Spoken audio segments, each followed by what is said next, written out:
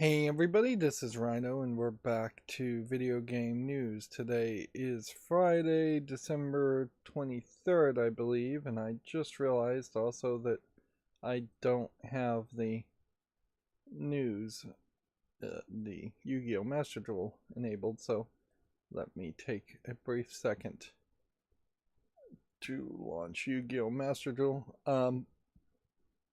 I was able to actually be awake and available to go to the meetup I was going to on Thursday. It was a pretty great time. Although I kind of wish, it's the same issues. The hosts just don't walk around and mingle with people or introduce people to talk to each other. It's a really noisy, awful location.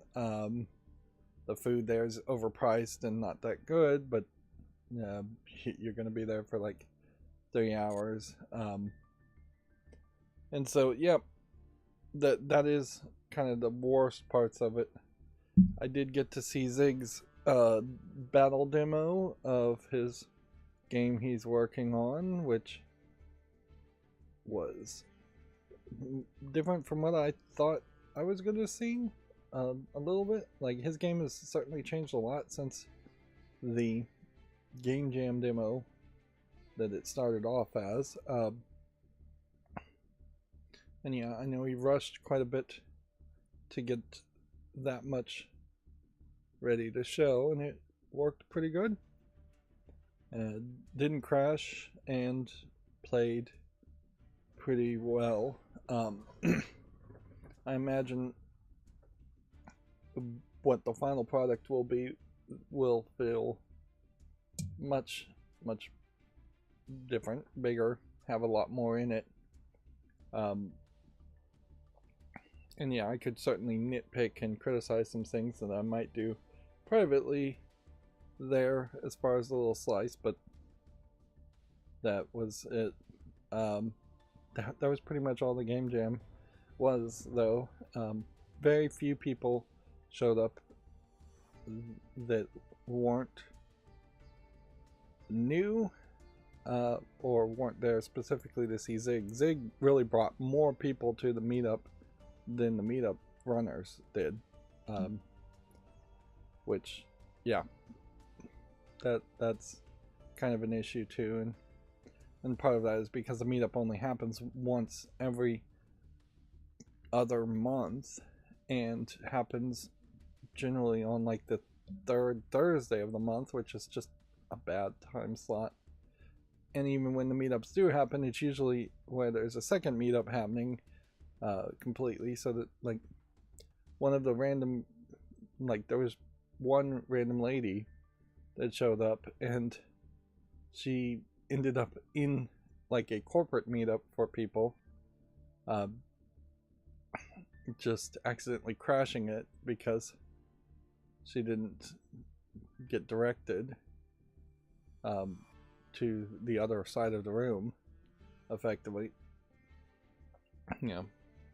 And yeah, when there is a random person that just shows up, again, the hosts just don't really do anything. They don't talk to the new person as much. They don't introduce the new person to other persons. One of our regulars is barely verbal autistic, and I play a little Mario Kart with him, but I mean, there's kind of little you can do there as far as it is mostly talking to people and not that much about playing games. But yeah, it was a good time. I did get that 3D printer. It needs a good clean. It needs some screws added to it. And then it needs a lockdown. I'm gonna probably print the Bodhi test first on it when I get it set up. And then I'll probably print the torture test toaster. It's called the torture toaster, which test just the capabilities of a 3D printer. But before I even start with that, I'm probably going to get some PLA plus and an enclosure for it. So yeah, it'll be a bit of an investment. Mostly what happened though after well, even before the meetup, I'm going to scroll down the SteamDB 24-hour peak concurrent chart here. I was going to a store to get a very important document notarized, and when I got to the store, the landlord of the store had changed the locks and the business was effectively out of business for not paying their rent. So now I need to find another notary, but I'm in the middle of this big weekend storm that a lot of people are being affected by, and so after the meetup I was tired and just fell asleep, and then I spent my awake hours setting up for the storm, and pretty much all this week I'm just going to be doing my best to survive a storm. I think it's probably the wrong phrase to say you're fighting a storm. But yeah, I'm turning up my heater so it acts as a big thermal battery in case the power goes out, that the entire house is just charged with heat, which will make me even sleepier.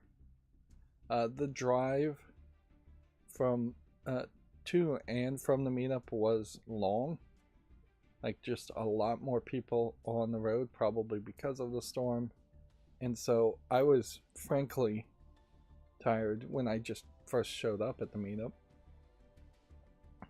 And in the middle of these events, I mean, these are effectively parties.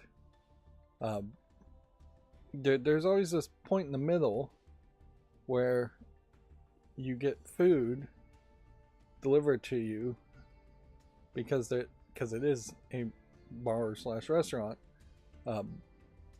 And when you get food delivered to you, instead of standing around talking and looking at video games, everybody just kind of goes to a table and then eats the food for 20 or 30 minutes. So it might be like a 3-hour event, but people are getting broken off for 20-30 minutes just to eat food, which, yeah, if you were throwing a regular party, you probably would have more of a table snacks set up so people could come and go quicker and get back to the conversations and interacting with people, or you would have family style food delivered, which, yeah, it's a little bit different if there's just several boxes of pizzas somewhere and you can grab a slice, and then everybody's grabbing a slice of the same pizzas and sitting down and talking to each other while eating, or you can just grab one slice knowing that you can come back later and that you didn't pay $20 to $30 for a personal pizza, which is what the bar charges. Yeah, and then you have to basically eat it all yourself. Yeah. So yeah, again, my complaints are mostly the just general outline and setup of the meetups, not the people at the meetups.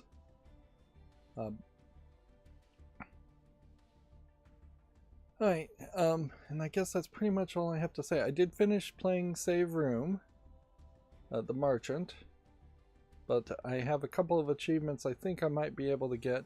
I can't really call it that much of an achievement game as I scroll down the most wishlisted games,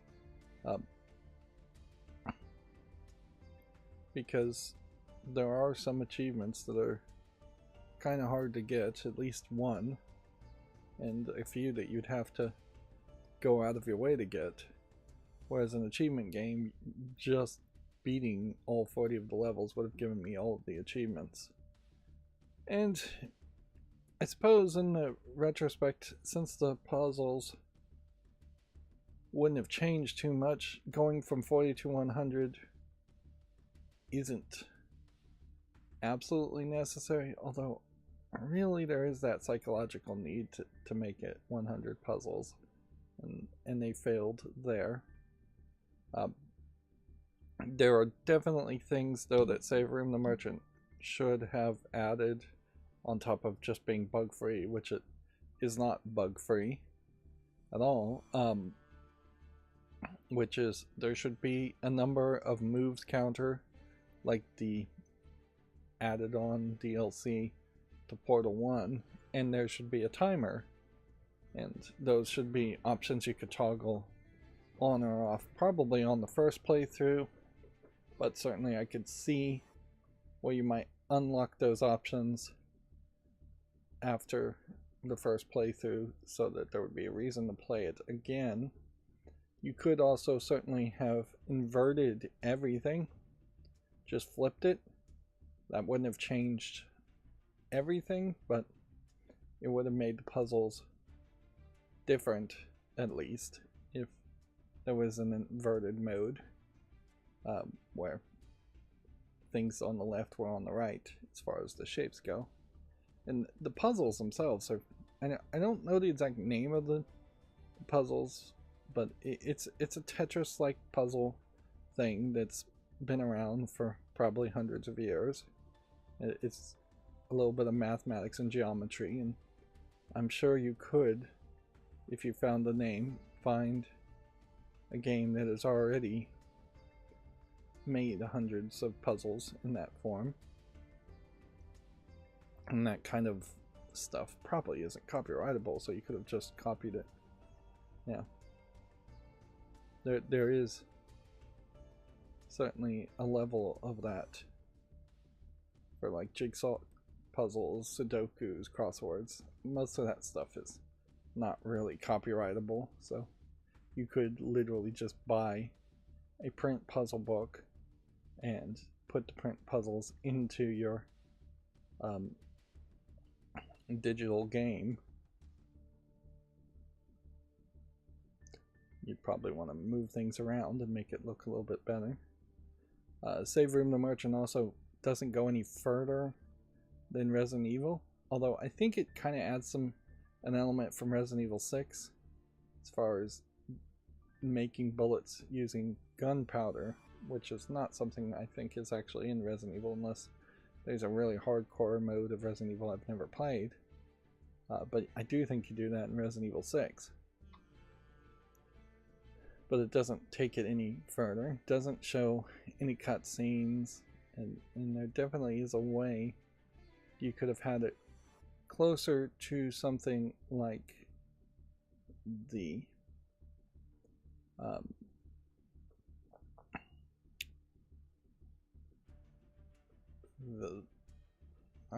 there's a solitaire game that was made where you're matching cards, but there's a character on the left and right, and as you match the cards you do damage to the opponent on the right and you defend yourself on the left, and you could have done something like that too. It is Save Room the Merchant also is interesting in that it is a Unity game, but I really didn't get the feeling that it was a Unity game. It felt like it was programmed pretty roughly.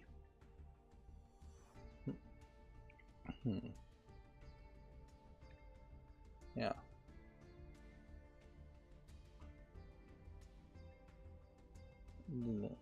Let's see.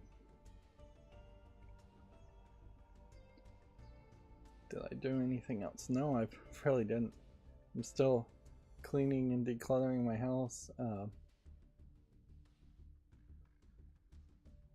making little bits of progress there, but I imagine now that I'm going to have the heat up, I'm going to probably not be that progressive over the weekend. I had just this huge pile of boxes that have been sitting in a corner of one room, taking up a lot of one room, And I'd been going through these Amazon boxes and just general package boxes to see what needs to be boxed up. And after already spending a year of cleaning and decluttering my house, like, I've realized that most of the random sized boxes are not really necessary to keep.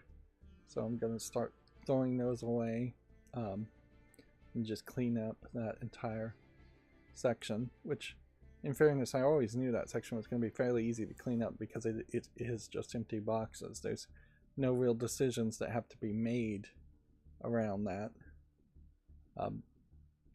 And in general, I think I'm just making more progress than I was before because I was able to clear out a couple of bookshelves, which now I can put stuff on those bookshelves to also be cleared out. It's kind of a circular logic thing where I'm better displaying items that either are going to get donated or sold at some kind of garage sale, or maybe to a vintage buyer.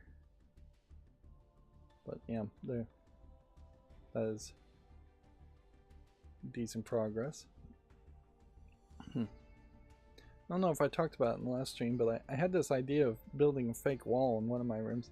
Like, I have a formal dining room and it has two doors, one on one side and one on the other.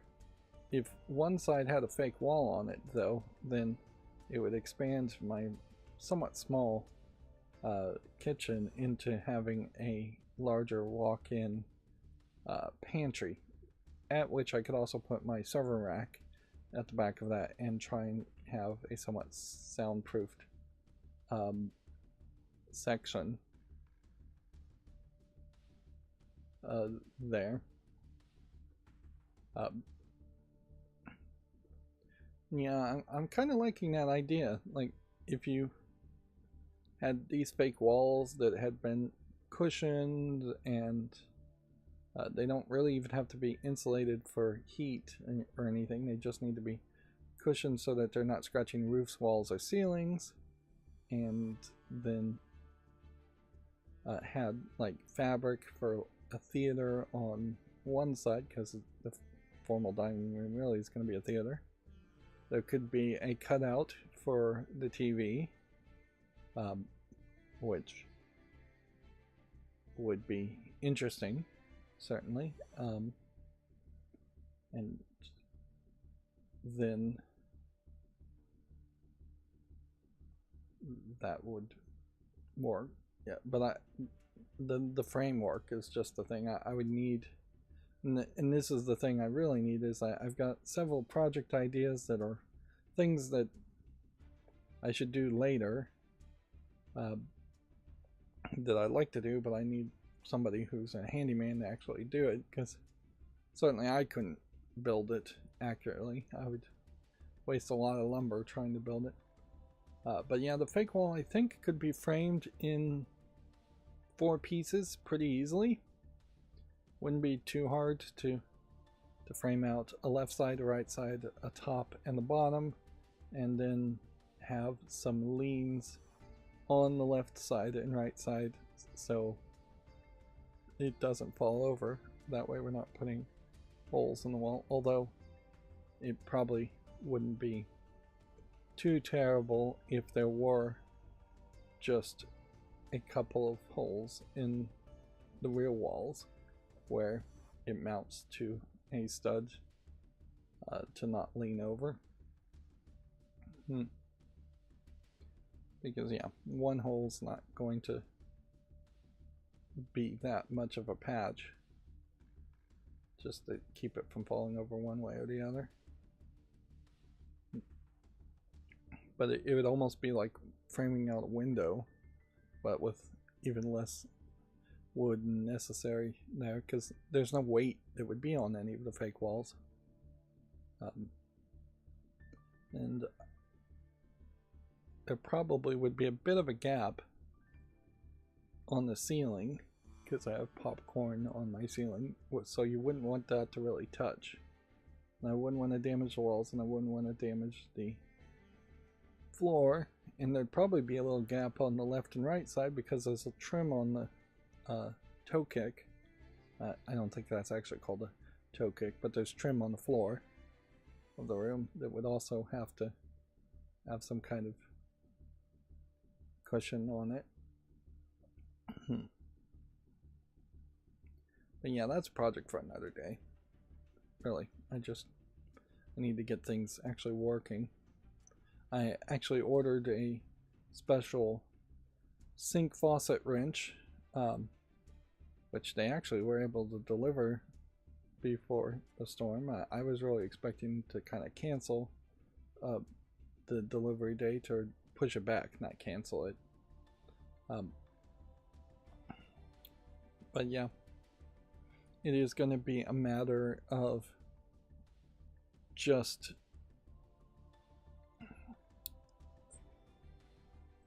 seeing if I feel well enough, if my back feels well enough to lie on the floor, that get under the sinks to replace the faucets, which I have fancier faucets than what are there. But yeah, any job like that I can avoid paying a professional to do, and still make it look good enough, I would like to be able to do. There are a lot of people certainly that are professionals and do a professional good job, but then there's even more people in different repair, home maintenance industries that are technically professionals in that they get paid to do it, but aren't really professional in the quality of the work they do. You can very quickly see at least 2 or 3 home inspectors on YouTube who go and look at like new construction, and usually it is new construction they're inspecting, and see that the workers just aren't doing a good enough job, and that they're rushing, or they're straight up just not qualified to be in the industry. And sometimes it is just like common mistakes of cracking bathtubs, which breaks their waterproofness, which could be a danger, but not that big of a danger. Or sometimes, a lot of times, it's just like really bad roof framing. And yeah, as far as like the rafters and roofs and all of that, like that really probably should just be done in a factory, pre-manufactured rafters, because there's a lot of ways to screw that up, and have like framing in the roof or framing in the house in general just not actually be done the right way, dangerously reduce the strength of a house.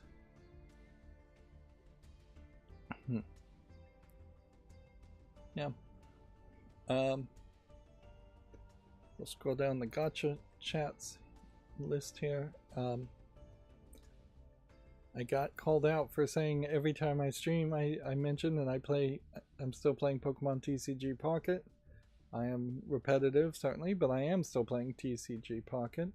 A new pack is about to come out for that, and they, I think, put a slightly better notification this time that a new pack is coming out, but it definitely doesn't feel like they're putting out press releases, whereas things like Azure Lane, I think, do put out press releases, as it were. And I'm still playing Memento Mori, and I'm a little bit ahead on one of my 2 accounts in Memento Mori now, so I'm stacking up some extra character pool tickets for when the next character comes out, which will probably be in a week or 2.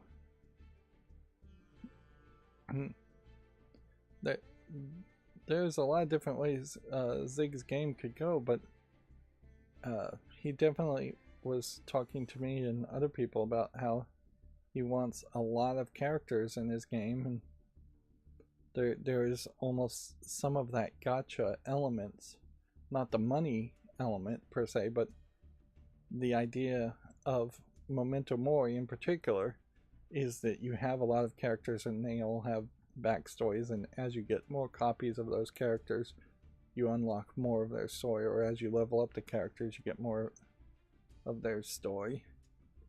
And so there is a little bit of an overlap there. Not much, but yeah. That wasn't really what I thought the direction he was going, and who knows, maybe in a month he'll be evolving his ideas in a different direction, but I kind of thought it was going to be much closer to a Final Fantasy type RPG, probably with turn-based inputs, and that you would have a hero, and the hero might get a couple of companions who would have a big story, and then there would be mostly just NPCs that don't really have much of a character development. But yeah, I also tried my best to talk to more of the females in the meetup, despite my awkwardness with them.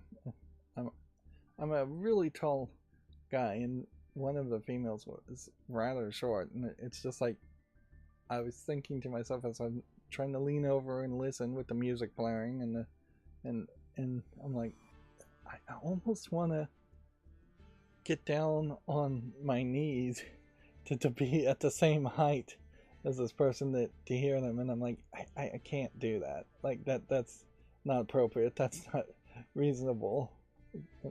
But yeah, it's always weird for me when I'm lumbering over someone who's shorter,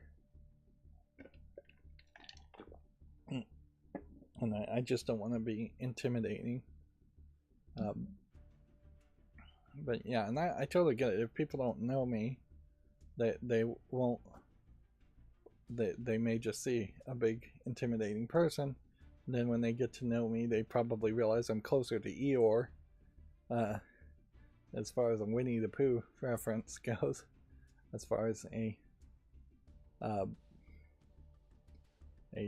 harmless but perhaps dark in his speech. Yeah, I got called out on that too. Is that yeah, I am a fairly morbid person, and it's just like I'm old and I feel older than I've always felt older than I really was. So I'll say things like, "Oh yeah, I just want to play a few more games until I die," which won't be that long. And yeah, most of the people at the meetup are just younger than me and more bright and zestful and full of life. Yeah. Yeah, there's not going to be a big overlap. There's just not enough people there too, where like the darker horror games get appreciated.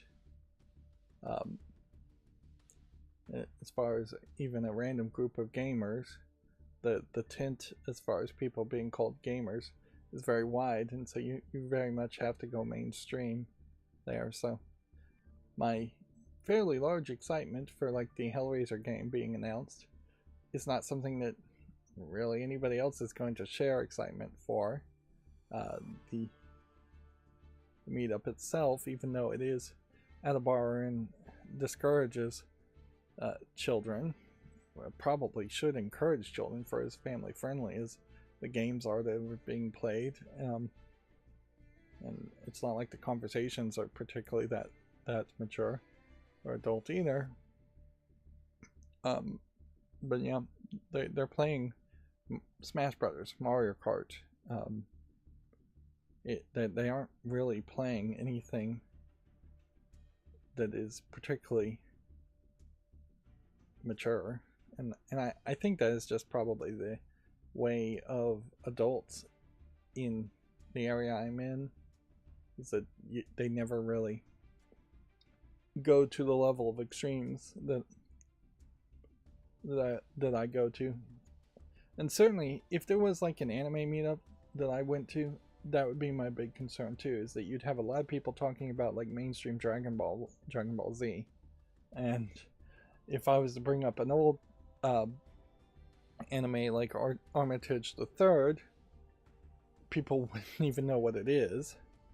And if I was to bring up like a darker horror series, people wouldn't have seen it or cared about it.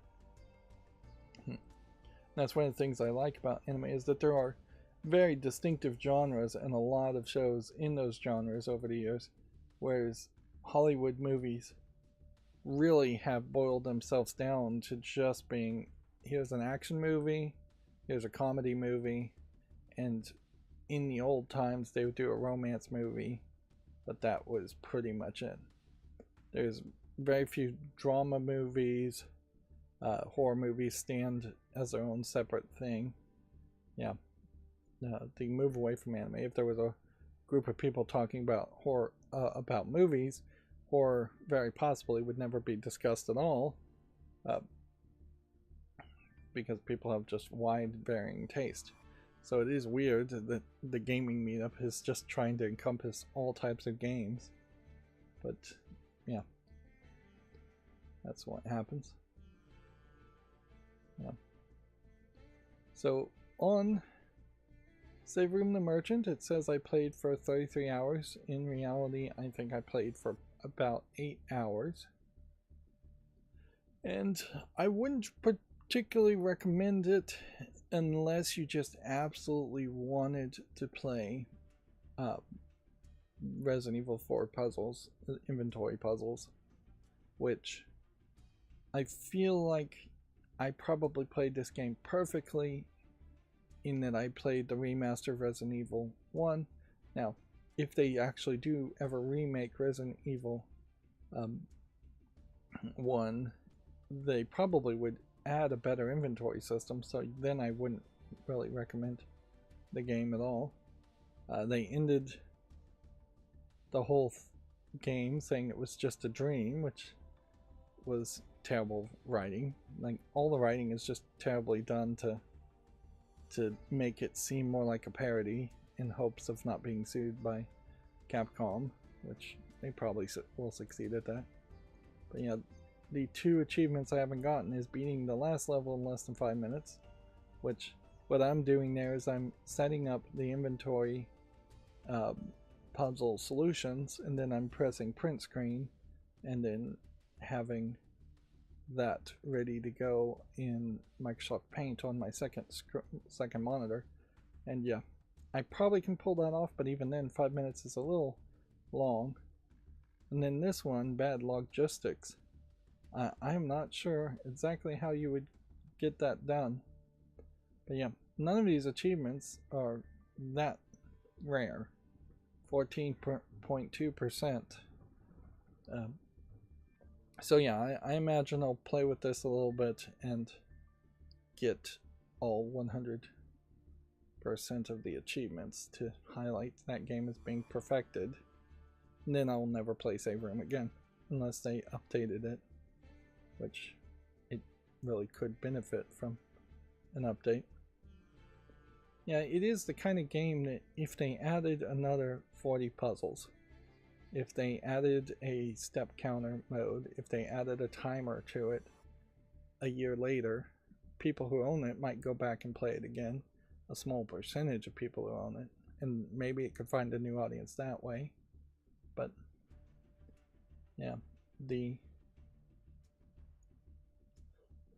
name is not easily searchable, since this is basically a Resident Evil parody. It probably needed some kind of close to name confusion title.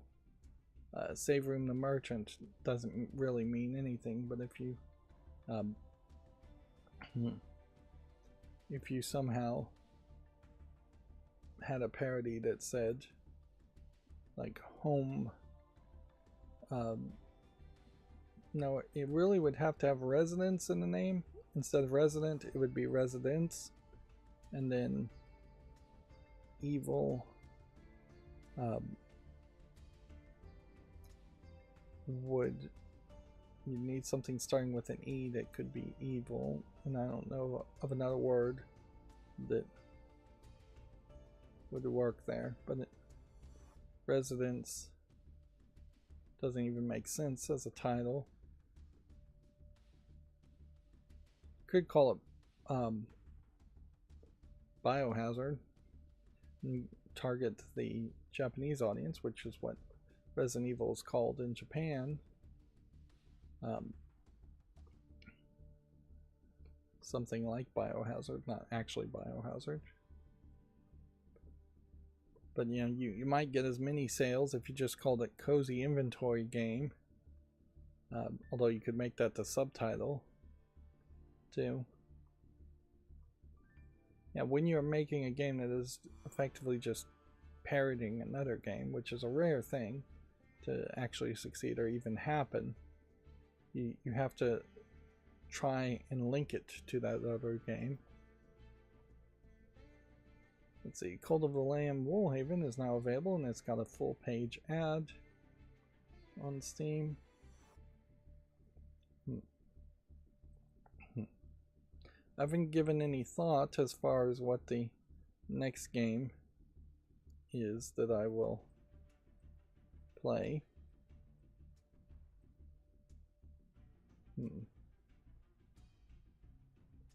So yeah, we'll have to see how that goes. 80% off Rockstar games and then 95% off DC games. It might make sense to buy any DC games you don't have, as DC is potentially being bought and sold. Some of those things might go off sale. And then here you have Life is Strange Double Exposure, 50% off, which I don't even know if that is the first game being re-released or remastered, or if that is some middle game I've just completely forgotten about.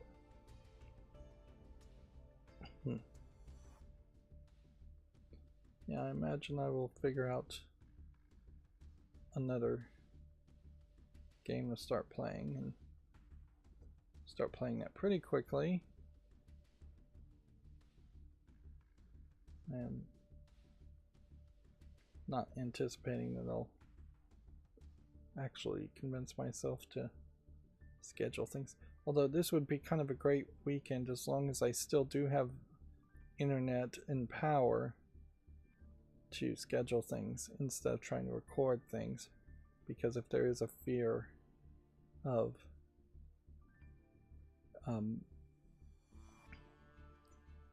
the power going out or the internet going out, scheduling a video won't get messed up anywhere as much as recording a video would. If power goes out when I'm recording, I lose the entire recording potentially. If power goes out while I'm scheduling a video, well, the information is still there on YouTube servers. It's just maybe one video will have to go back and be scheduled again. Microsoft did its direct, and I imagine when we get to the news we'll talk about it, but in particular they shut off Fable. It seems like right now they're not revealing any kind of dog in the Fable reboot, which I bet there's a decent chance that will change as far as having a dog or a pet. And it seems like they are going the way of character customization. So now if you do evil things, for example, you're not just going to automatically grow horns, or if you eat food, you're not going to automatically get fat. So those systems may have been cut from Fable. And then the combat has been, I think, evolved quite a bit from what the original combat in the Fable I played was, which was mostly just button mashing. And yeah, there is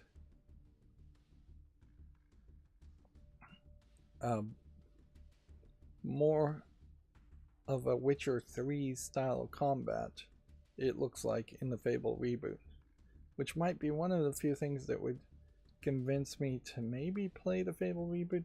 But also, I kind of feel like Fable may just not be the game for me. I think the elements that are still from the previous Fable games that are going to be in the reboot are the things that still mostly just are not what I'm looking for. The actions of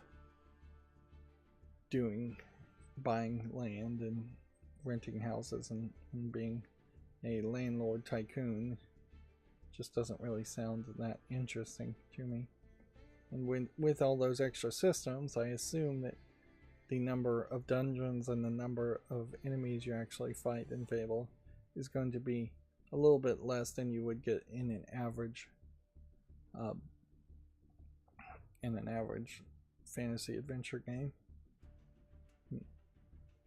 Oh yeah, I suppose I also do want to say this, like, there is an issue with the meetup.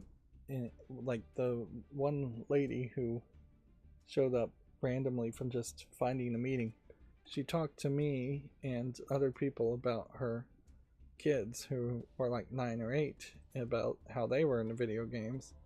And yeah, that there's an issue that needs to be addressed there, and that kids really do need to be welcomed. We probably would get to double, if not triple, the number of people showing up if it was more kid friendly. The way to do that is hard, certainly, and somebody is going to end up babysitting a bunch of kids. But in the current bar location, there is like an outside area, so it wouldn't be too hard to set like an outside area for kids and then in an inside area for adults, or vice versa, to put a bit of a wall between them. And there's actually plenty of tables, so it would be fairly easy to also have a kids table. And when it comes to playing the Mario Kart and all that, having kids play against adults is not really a problem there. The biggest issue is just, are the kids even allowed in the bar? Which it seems like the bar doesn't care about that. They don't care about anything. There's a bunch of wires on the floor in one spot and lots of drops of water on cement floor, which people could slip on, and nobody's really looking for that or doing anything about that. So, I mean, nobody did slip, but yeah.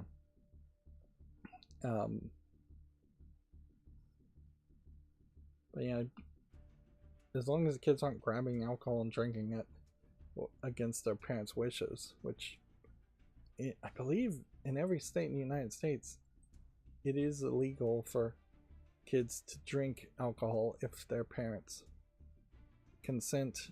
It might be against like the bar's licensing though, so it might be that the bar gets punished for that, but the parents wouldn't. Like, plenty of like Catholics let their kids drink wine in communion, for example, so there is a whole freedom of religion thing in it too. And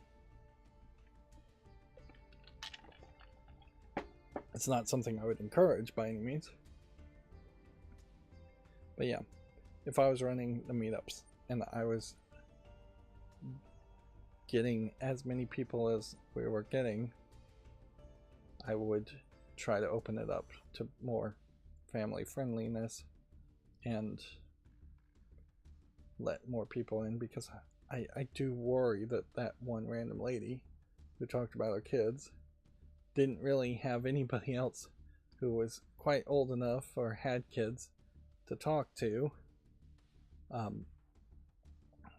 and just won't come back because of it. Yeah. which I have seen that in the past. Like, there's 2 people I can think of off the top of my head that weren't at this meetup. But yeah, I do think that the runners are trying to get more video and promote it a little bit better next time. I think they might be learning, but yeah. And that might be a thing where if you had the meetups more often, you could have a kids' night once a month, and then you could have an adults only meetup, and it might make some sense that way. So yeah, do I really want to get Injustice 2? Yeah.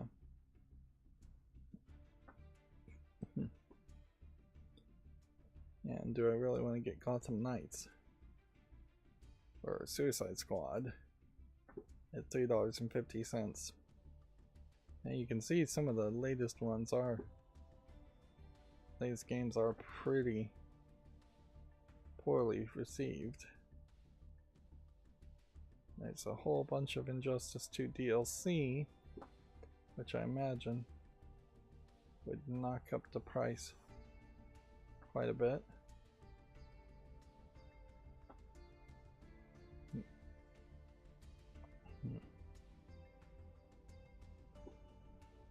I do think also these meetups need to try and do something.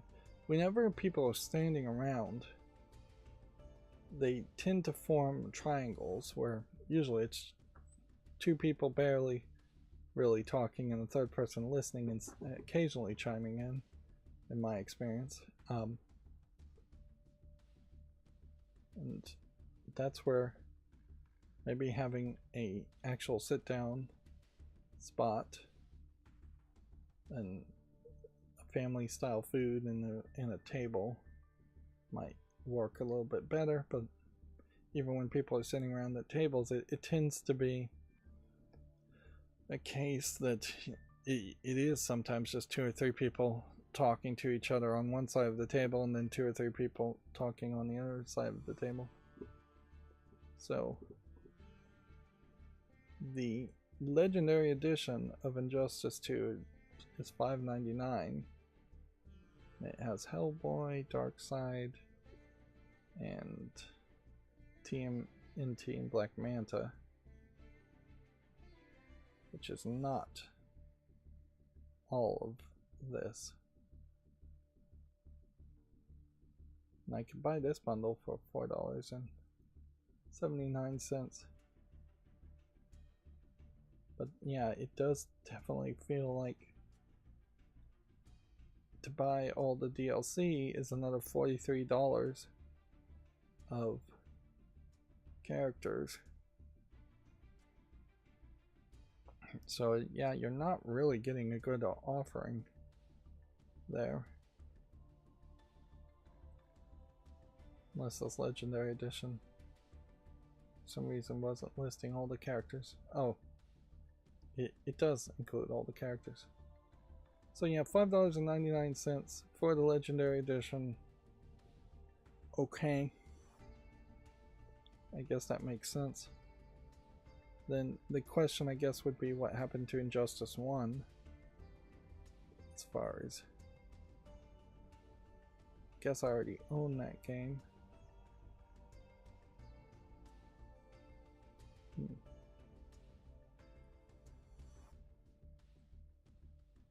I just haven't played it.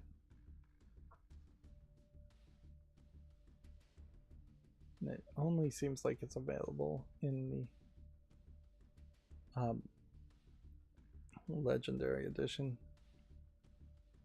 Ultimate Edition for the first game.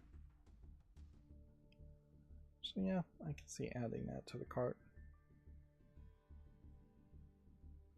I'm thinking about that more later.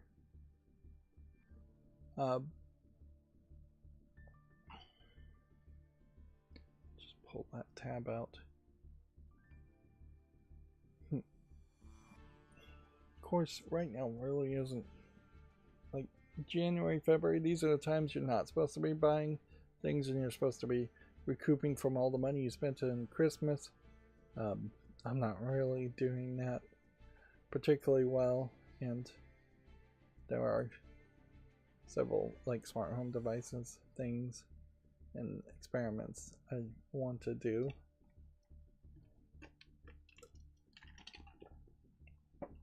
I did get my new prescription glasses and tried them out driving, and I can actually see things, and I'm realizing that even the non-text parts of TV that I was watching was actually a lot blurrier than I was recognizing, because yeah, it's a little harder to recognize that a person is blurry than it is a text.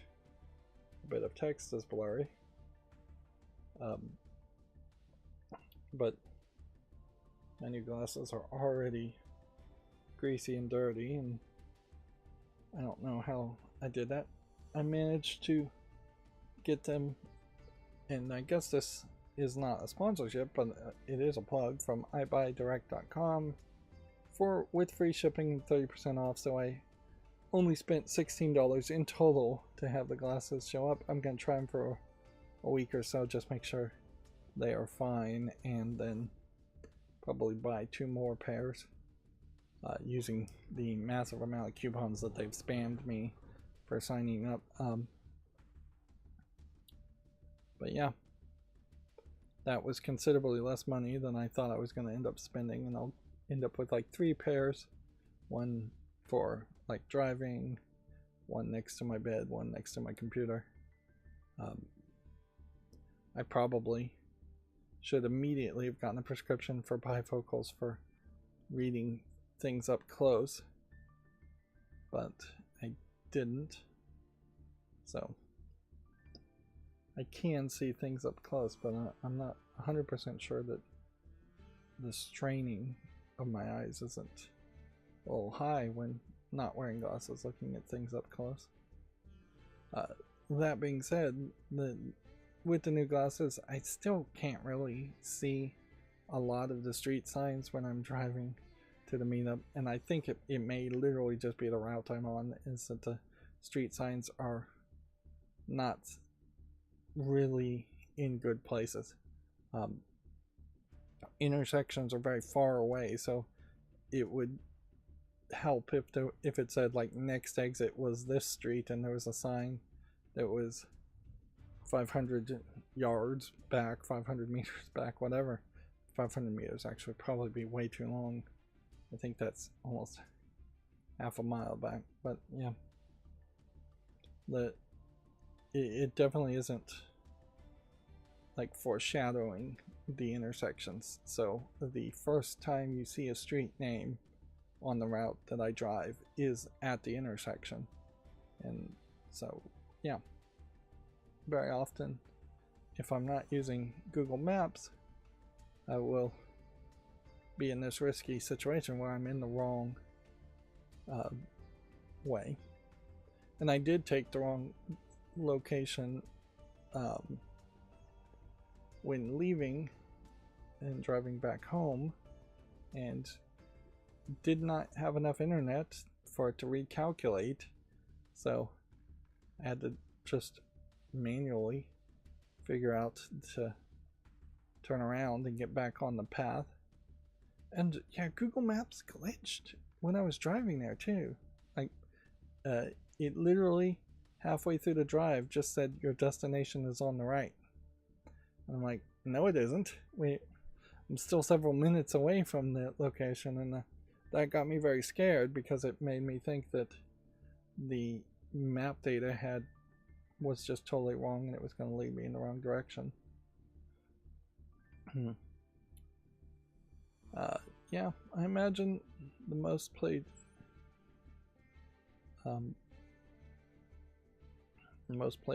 Steam games haven't changed much. Yeah, and I still really don't enjoy driving as much. Probably would be a fairly expensive Uber ride, though I don't enjoy driving such a long time. long distance. It is about an hour drive, which for me is long. For normal people is probably a reasonable drive, but an hour to and an hour back is kind of a lot. This Heartopia is mixed reviewed. That's kind of a shame. And I definitely don't enjoy driving at night.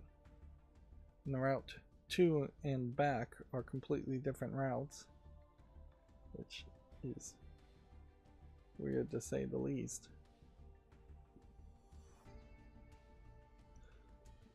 People playing Power Wash Simulator. Alright, well, that's going to bring us to the Video Games Chronicles articles. We already started fairly late, so we'll want to rush through these.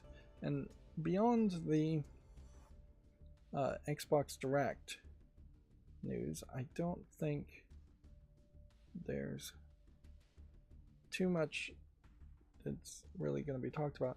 I did see that the PlayStation 3 emulator, or one of the PlayStation 3 emulator projects, is up to 3/4 of all the games being playable.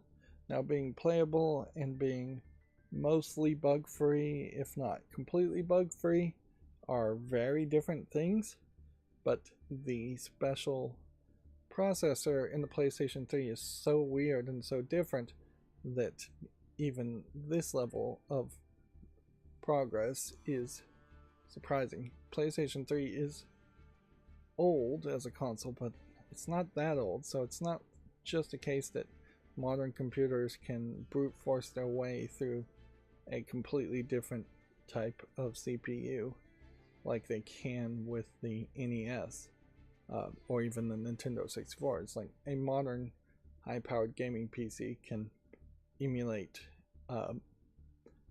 probably all the Nintendo 64 games perfectly, but there may still be a stutter here and there, and that's where the recompilation projects around Nintendo 64 are exciting, on top of the fact that a recompilation opens up the doors for modding and improvements and adding different textures and potentially fan-made remasters of old Nintendo 64 games.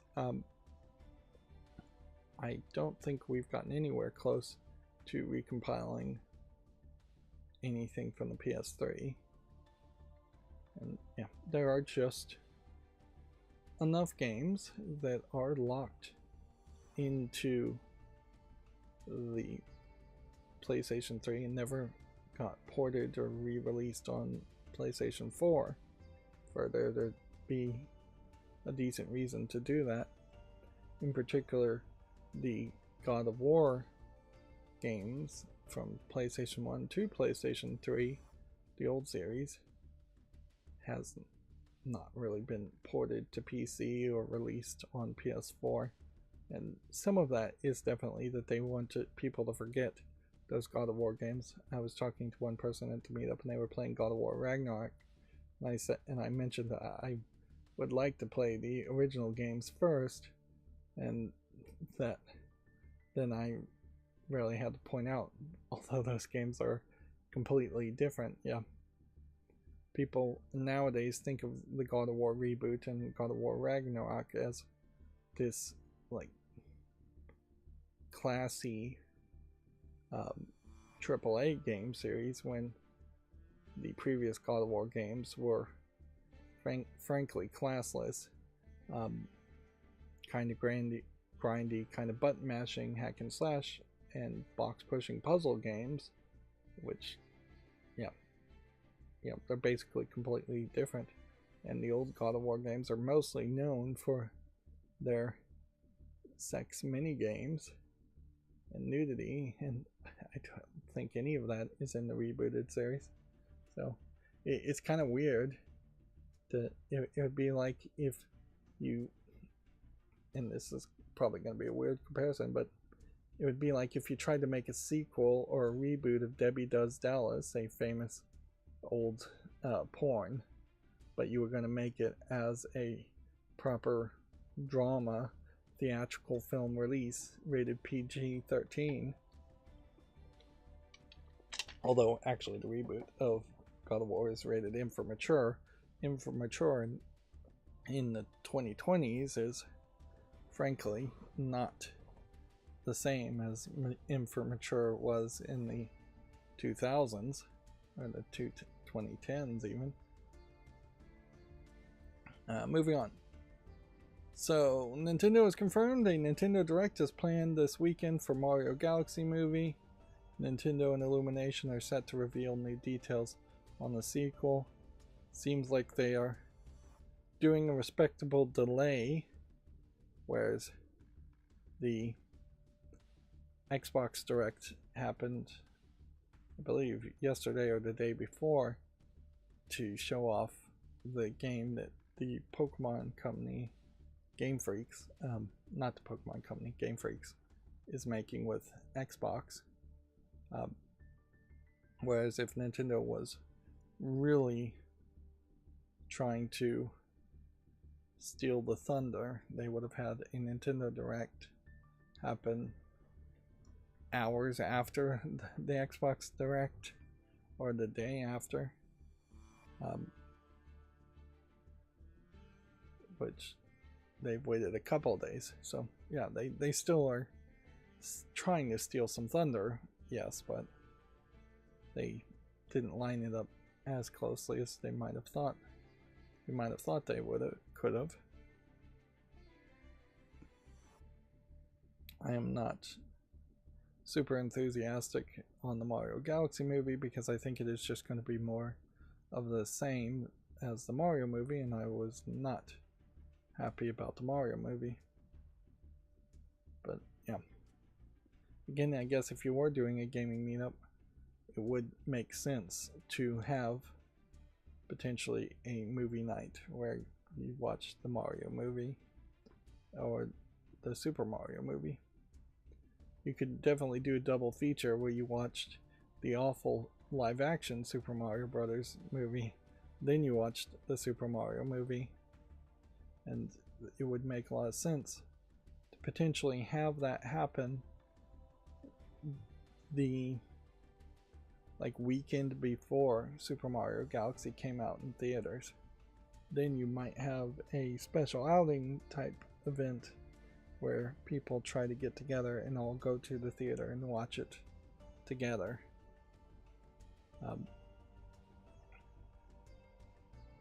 Yeah, that's what I would do if I was event coordinating. Moving on, Sonic Boss says he's opening to adding deep cut Sonic characters as Crossworld DLCs. We want Sonic Racing Crossworlds to represent all eras of Sonic. Here we see a large collection of characters that I could not name or recognize. It does certainly contrast something though when you see these deep cut characters, in that this character has a robot arm and is wearing what looks like clothes, and this character is wearing clothes. But this character apparently is just a nudist animal walking around, and so is Sonic, and so is Miles. And then this character is nudist but has a gun belt or bullet belt over him. So yeah, you kind of have to establish one way or the other. In a lot of the old animations, they would have a character at least wear a tie or something, so it would represent that he's wearing something as clothes. They often, in the old animations, were being fairly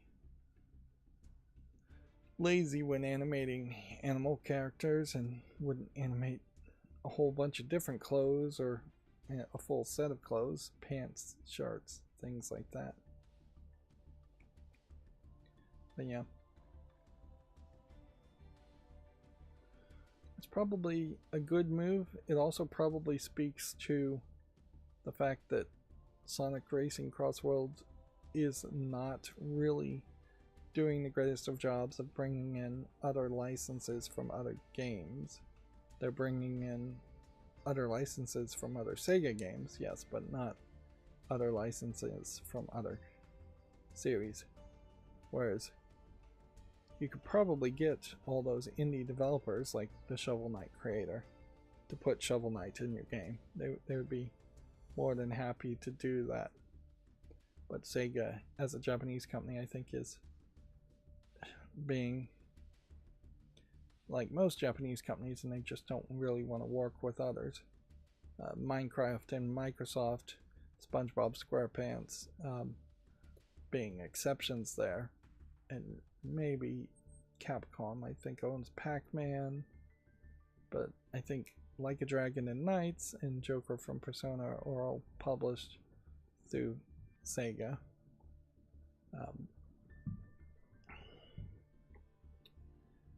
Obviously you're unlikely to get any Nintendo characters like Mario in this game because it's on PC and it's not a Nintendo product, but you probably could get the Raving Rabbids if you wanted them.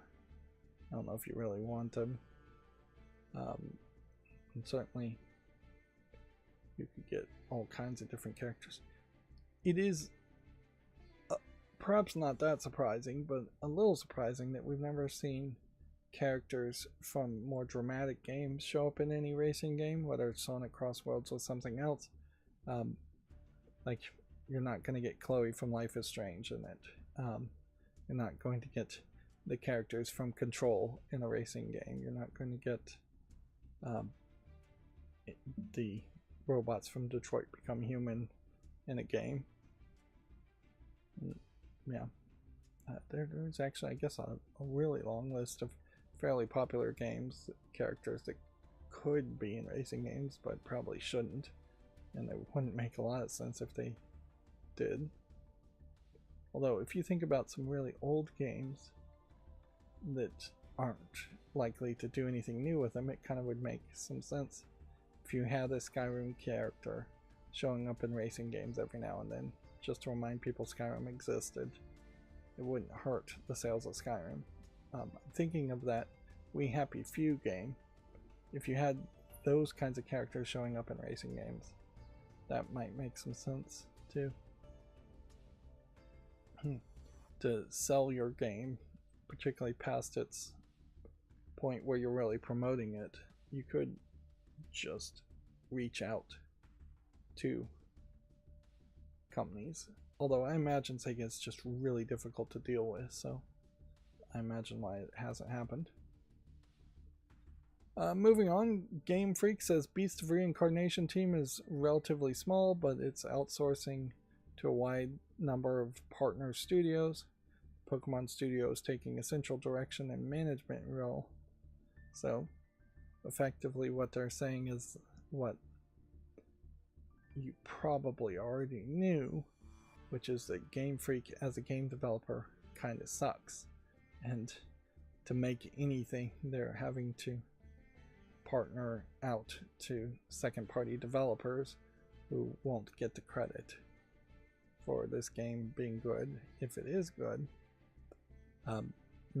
It has been very noticeable in the Pokemon games that Game Freak is not that good at making 3D games in particular, and they just have not evolved their studio and increased their skill from the early days of making a Game Boy game, the original Pokemon games, which were black and white Game Boy games and just weren't that really demanding.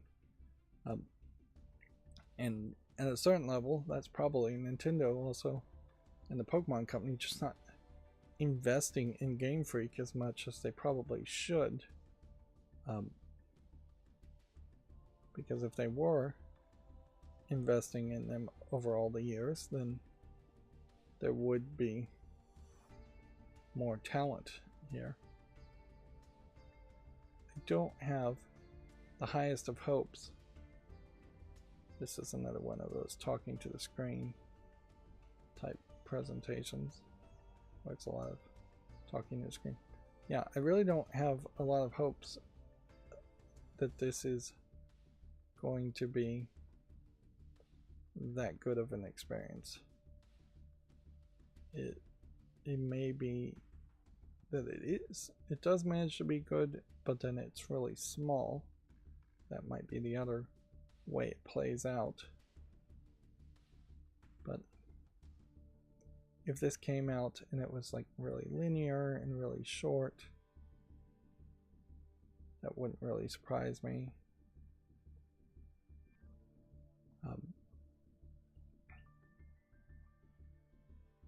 And yeah, it definitely feels like it is leaning into being much more of a simplistic forested open world experience with a Japanese theme to it.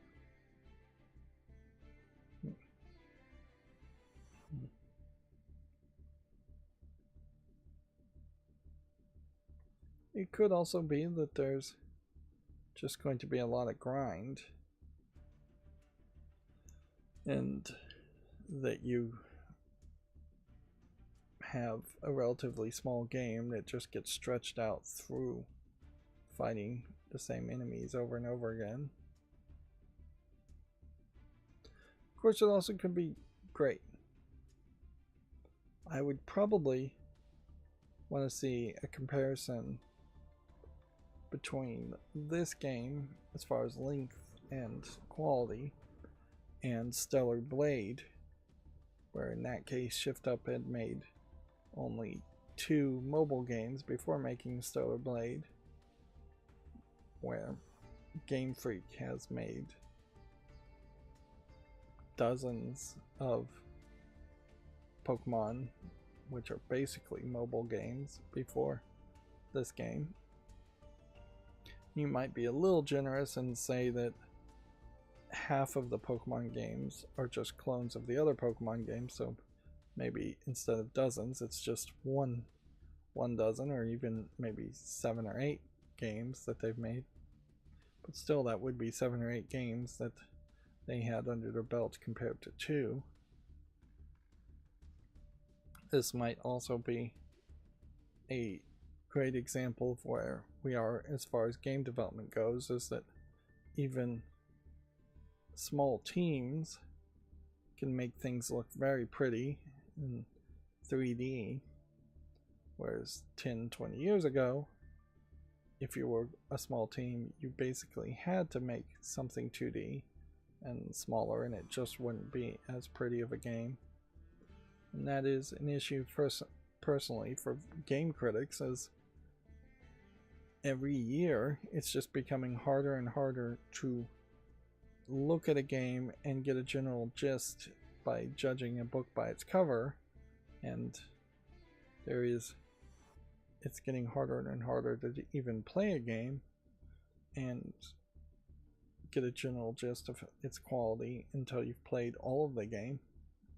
So the era of people playing the first couple hours of a game and reviewing it, which is what mainstream video game critics often did in the past, is rightfully going to become impossible, and that's good, but that means also video game critics are going to have to pick and choose what games they're going to play, because they're going to have to play the game all the way through, at least a lot more of it.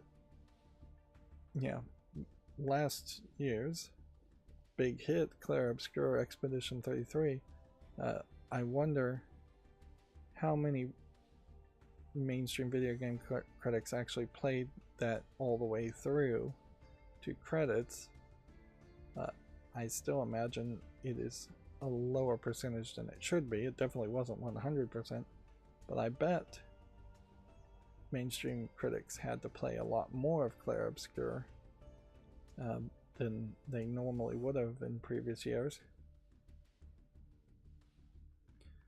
Yep, they're showing us a lot of visuals here for Beast of Reincarnation, and it does kind of feel like it was inspired probably by Nier Automata, more than Stellar Blade, considering Stellar Blade really was also inspired by Nier Automata. There is also a possibility, like Stellar Blade, that the story in the game is going to be very generic and not that interesting, which may not really hurt the sales of the game much.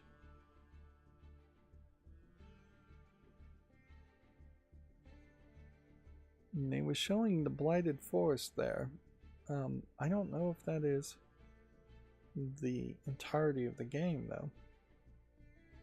Definitely weren't seeing any other locations, and I would hope that before this game gets released, there are several other locations you go to, at least 2 other locations.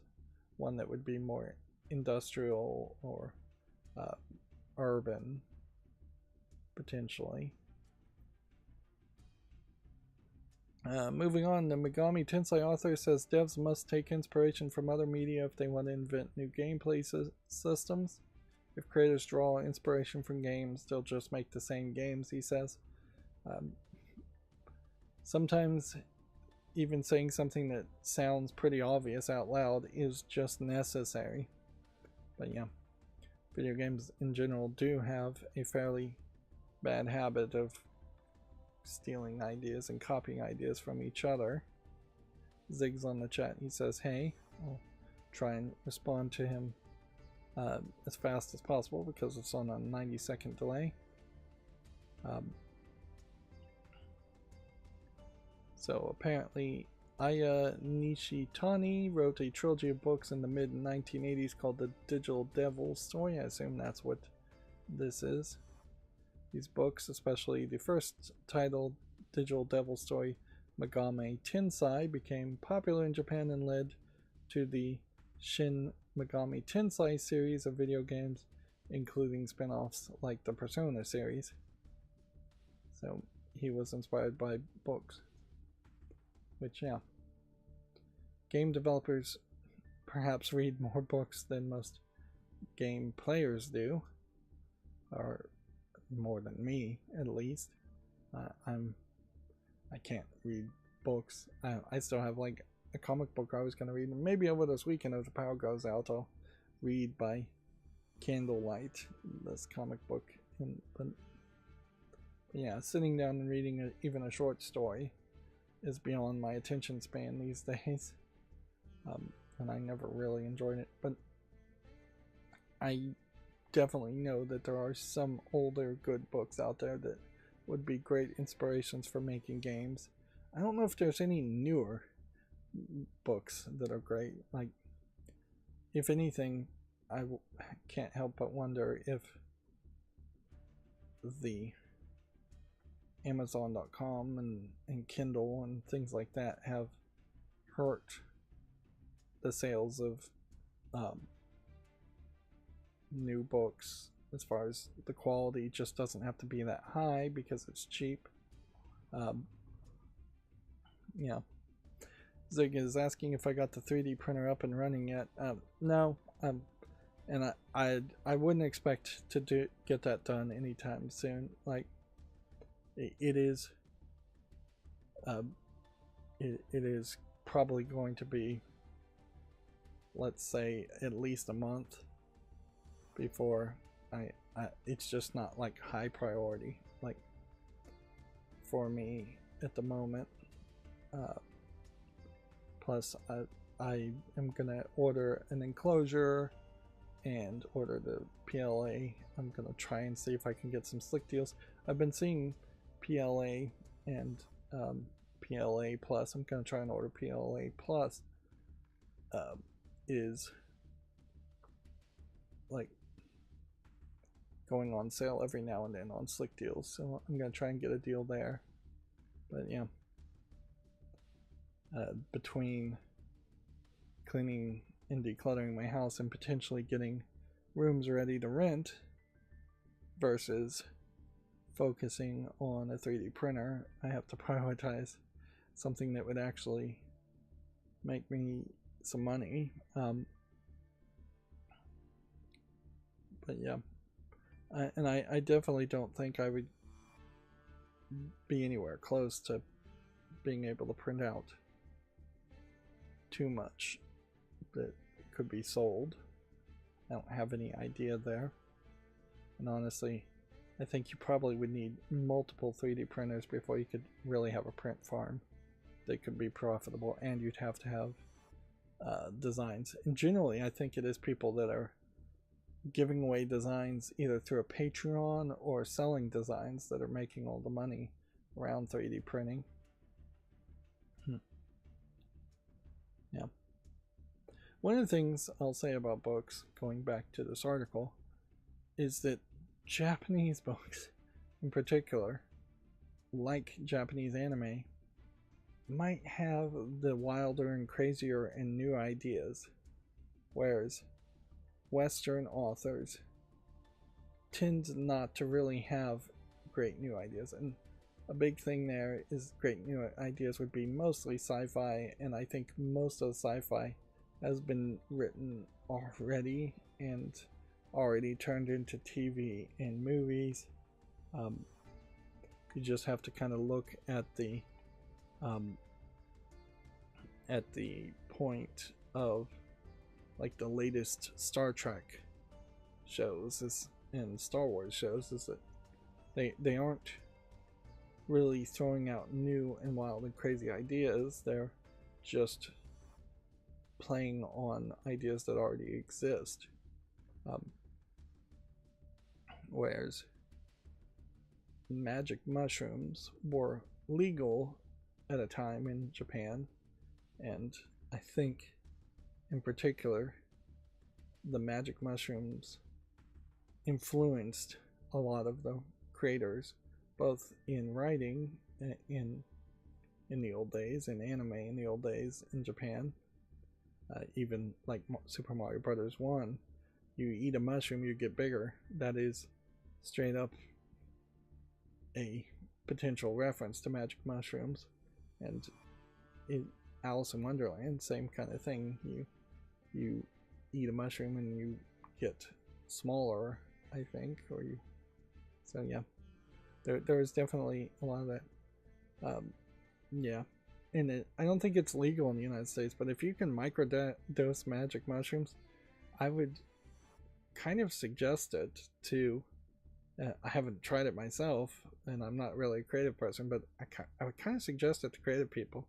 Like the old joke is that Stephen King was best when he was doing cocaine writing his books. And yeah, a lot of, I know, stand-up comedians do cocaine, much to their own detriment. And I don't suggest cocaine because it makes people aggressive and makes them think they are funnier than they are. But yeah, I think a microdose of magic mushrooms, if legal, is something that somebody should, who is creative, should do to get new crazy ideas.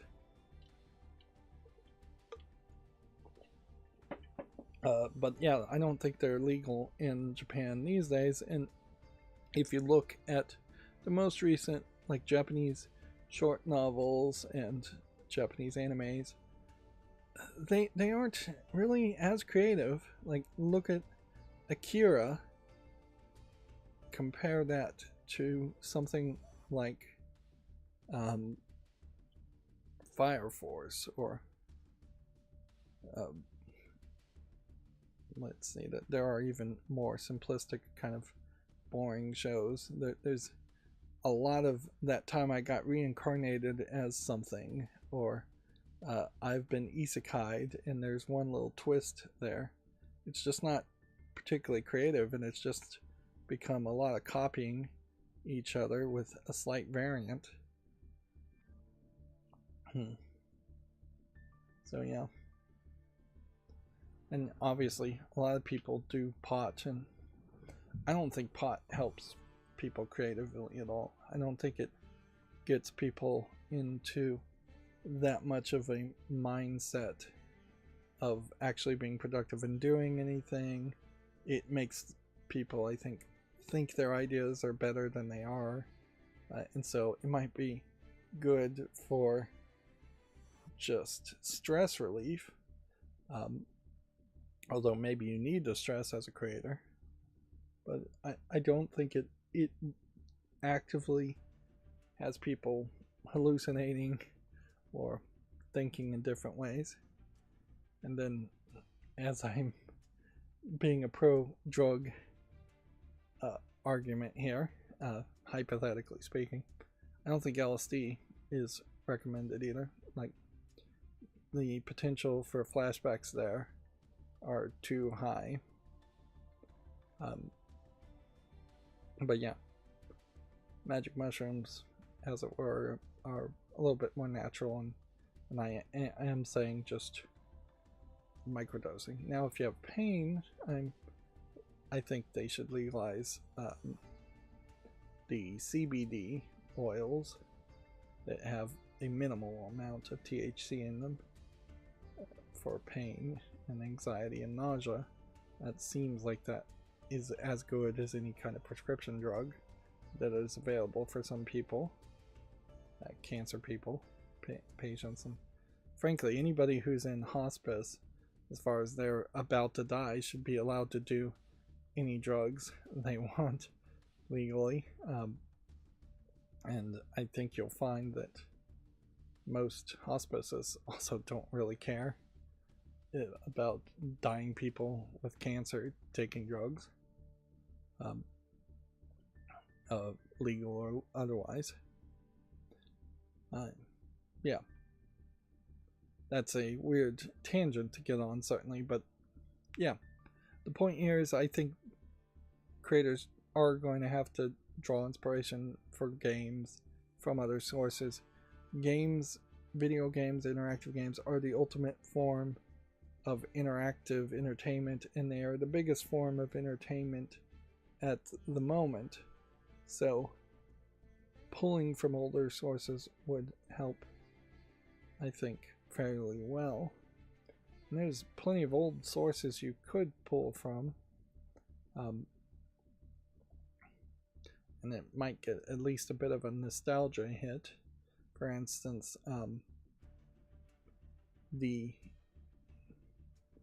TV show The Dinosaurs, I think it was just called Dinosaurs, was literally just doing the same shtick as The Honeymooners, but The Honeymooners was such an old black and white TV show that by the time Dinosaurs came out in the 80s, people wouldn't have really known that. The parents may have known that, or even maybe grandparents would have recognized the similarity. But yeah, the idea though also of having puppeted mascot dinosaur characters in a primetime adult comedy family series was a wild and crazy experiment. And we may see more of that as TV starts to die, but more than likely the wild and crazy experiments will happen in places like YouTube. And yeah, but then also you see a ton of YouTube content that's not that creative, and it's just the same rehash. Yeah, YouTube content creators are worse than video game developers by far. As far as here, I'm just going to copy the exact same style and do the exact same thing that hundreds upon hundreds of other people do, particularly in the game review area. People just droning on for 15 minutes, giving you a breakdown of what happens and stating maybe one opinion about the game. Yeah, the vast majority of people who quote-unquote review games on YouTube are not opinionated enough, and probably haven't played enough games to have formed an opinion. Moving on, let's not take forever today since I started a little later. The surprise game at the Microsoft Direct was Double Fine releasing Kiln, which is a pottery-based multiplayer party brawler, which is definitely a weird game, even by the description. And it tells me probably a couple of things if I was to guess. One, that they want to keep Tim Schafer around, and that because of that, they are going to have more green lighting of Double Fine experiences over other companies that Microsoft owns. So it definitely feels like Double Fine is not going anywhere. Although who knows? You could also suspect that maybe this is a case where this game was already secretly in development and they just wanted to rush it out to be done. This is also focusing on a multiplayer experience, which the era of Microsoft and being obsessed with Sea of Thieves may very well have pushed the development of this experience. You can see that there is a level of tech demo in this game in that you are crafting a rigid body in the cups and things, and then the game is able to take that crafted rigid body and add hurt boxes and hit boxes to it, which really isn't that much, but it is kind of new as an idea. But yeah, it just feels like a weird game, and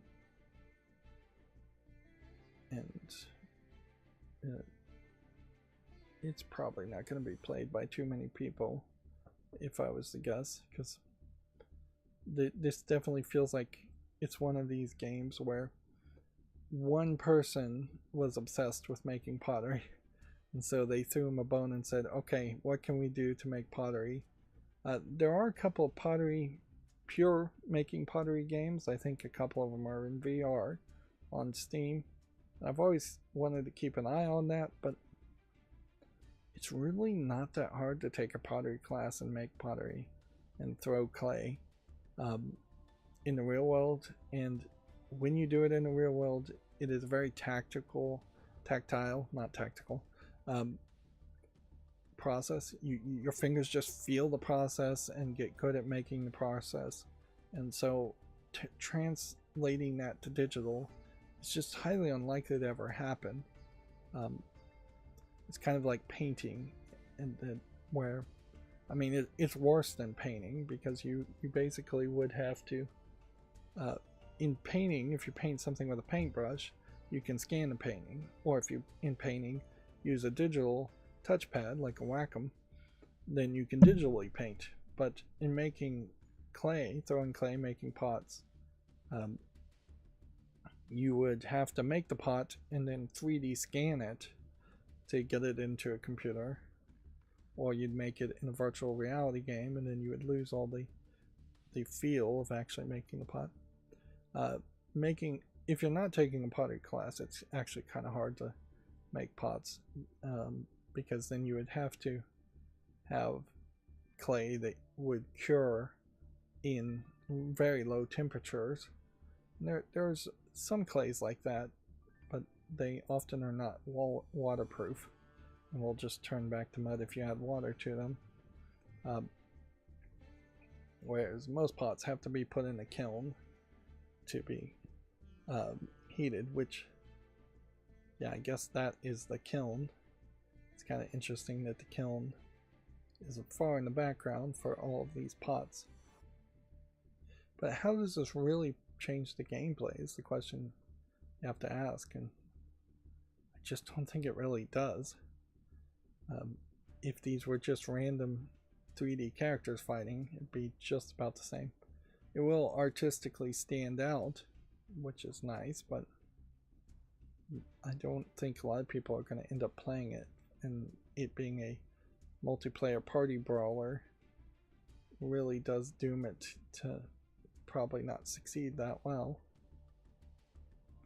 Let's see. Moving on, Xbox's Big Fable reveal confirms a truly open world, and Xbox and PlayStation release this autumn. Okay. I said before that I just don't think I really like the elements in Fable, and so I just don't think I'm a fan of Fable. And honestly, for Fable and even for Witcher 3, I would have kind of preferred that it was more linear dungeons, and like maybe one central hub open world that's not really an open world, but just like a big city.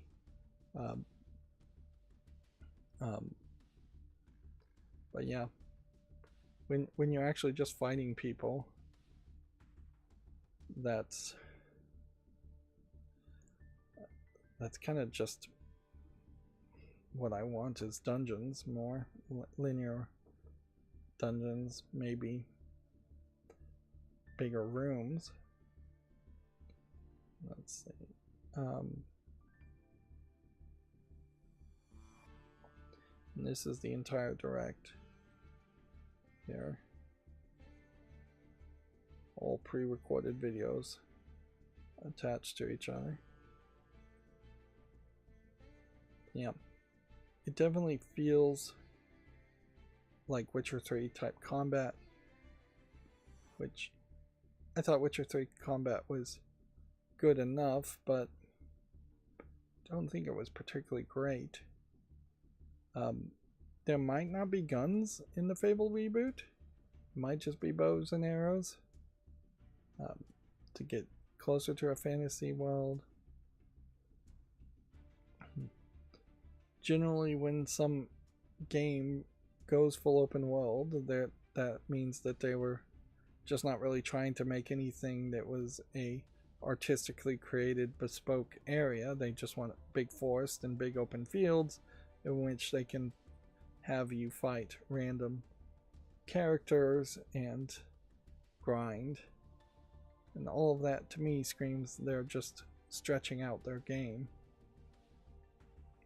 And that's certainly where I think critics are going to either love or hate the Fable reboot, assuming it actually comes out, is in the actual story line. Nobody really talks about any of the Final Fantasy games based on the grinding. They talk about Final Fantasy based on the narrative and the main storyline plot. Fable in particular is in danger of not having much of a main storyline plot, which is how I felt the previous Fable games were, in favor of just customization of the characters and letting the player decide everything about their character and the outcome of their characters. And then generally those games end up with just there being a good ending or bad ending, or maybe a neutral ending. You can date people, you can buy residences. Yeah, Fable in particular, I think, has this issue where it is gotta be closer to what the previous Fable games are than what a modern game really should be, in my opinion. But yeah, I just really don't think Fable is the type of game for me. It does seem like more of your actions are going to individually affect individual characters, and the characters all have scripted activities, which is something that they had in Skyrim 25 years ago, where characters just walk around, and even that's something I'm not a huge fan of, where you potentially have to stalk people to figure out where they are and interact with them. The visuals, definitely, if I can say something positive, are better, obviously, than the last Fable game. They look better, but I really do feel like and hope that they have a lot more to go. Here you can see a giant beanstalk in the background, and that is going to be like one, I think, somewhat big quest, but not that big of a quest.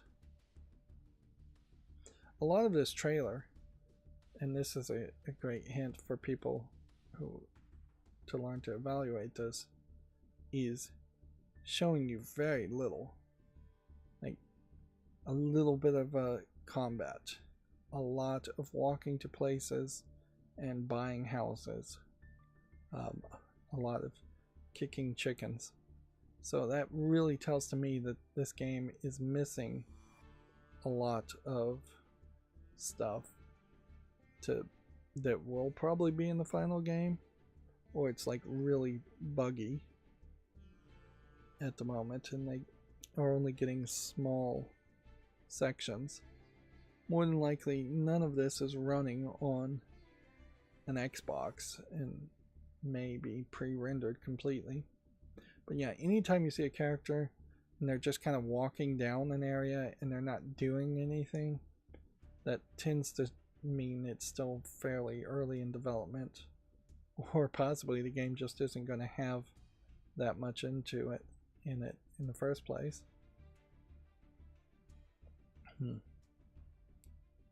Yeah.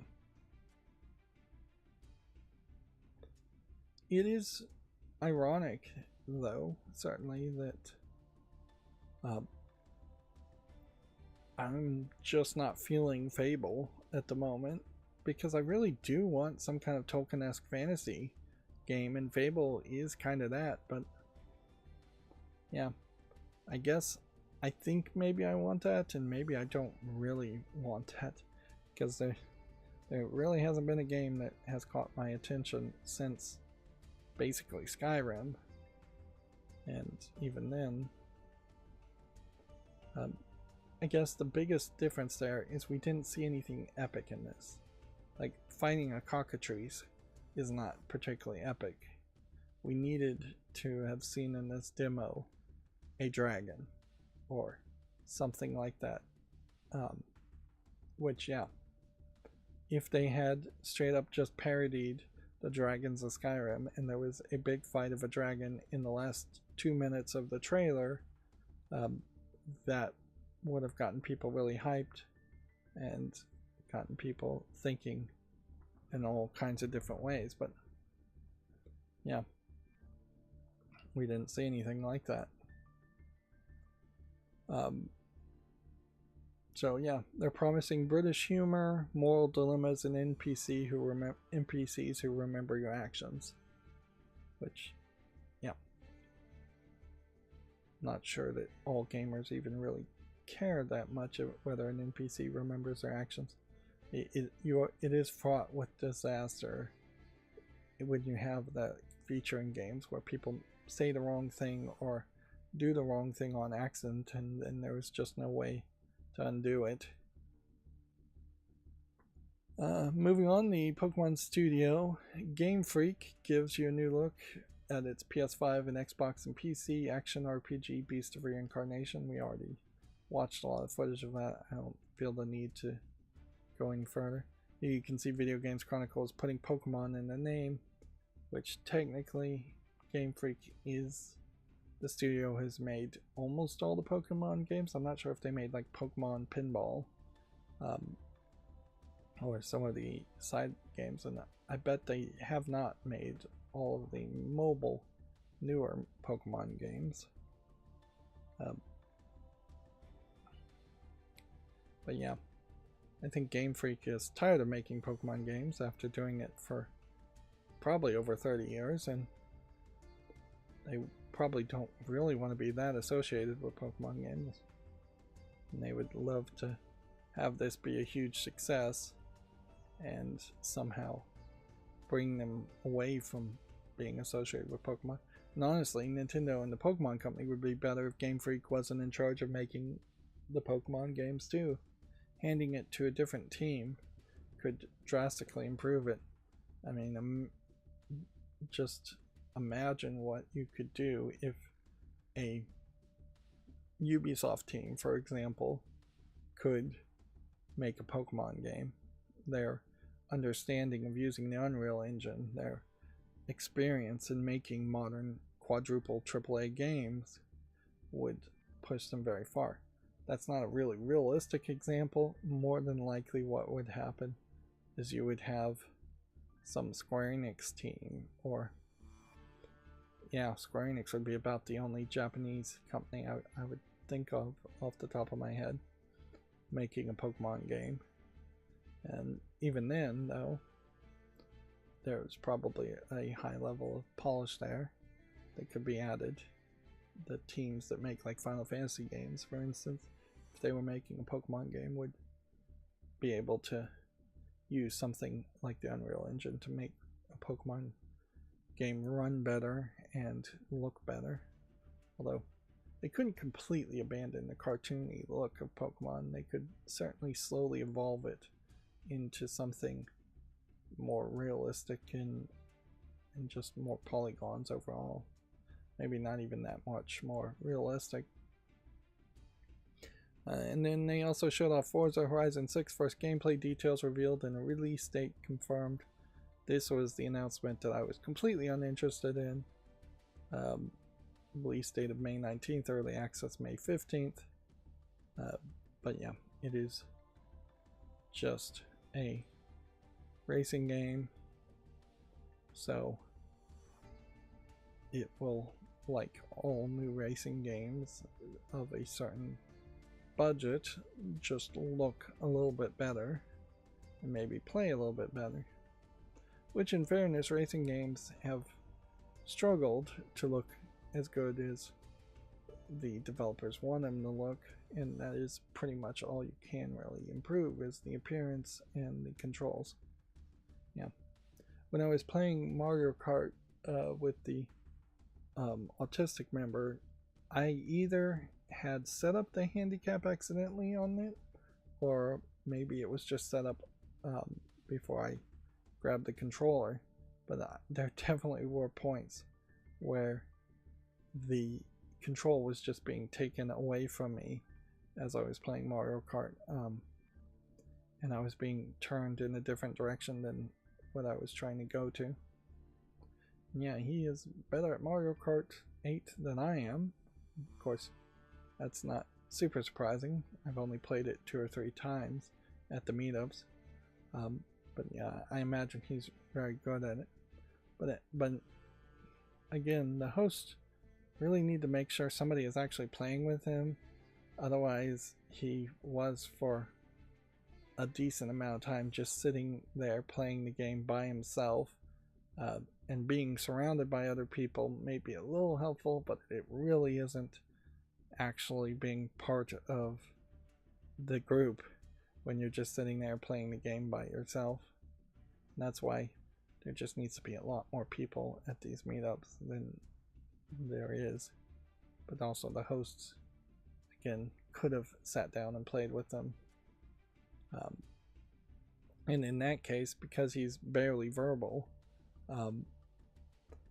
the host could sit down and play Mario Kart with him and not even have to really talk to him.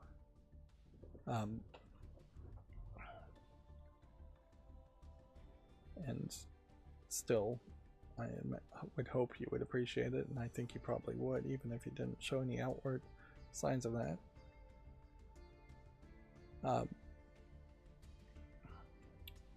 Moving on, Battlefield outsold Call of Duty for the first time ever last year as Black Ops 7 dropped to 5th place. 2025 marked Call of Duty's worst US chart placement in 17 years, according to Circana. That's one of the bigger sales traffic sites that tries to figure out things. Generally, I kind of feel like both Battlefield and Call of Duties have been less than well received in the past few years, and since those are not really the kinds of games I like in the first place, it doesn't really affect me that much. Those are the military first-person shooter type gamer bro experiences, and those are not anything that interests me. So I will move over. Let's see, Lego is teasing a large-scale Mario Kart Luigi set to accompany the Mario one. Oh, here we have an image that looks cropped. So what's interesting about this is they're not going for the blockheads look as much on this. It is just a brick-built Mario face that is somewhat round. Can't really be that round with Lego bricks. But yeah, that's closer to a set as far as a grown-up display set.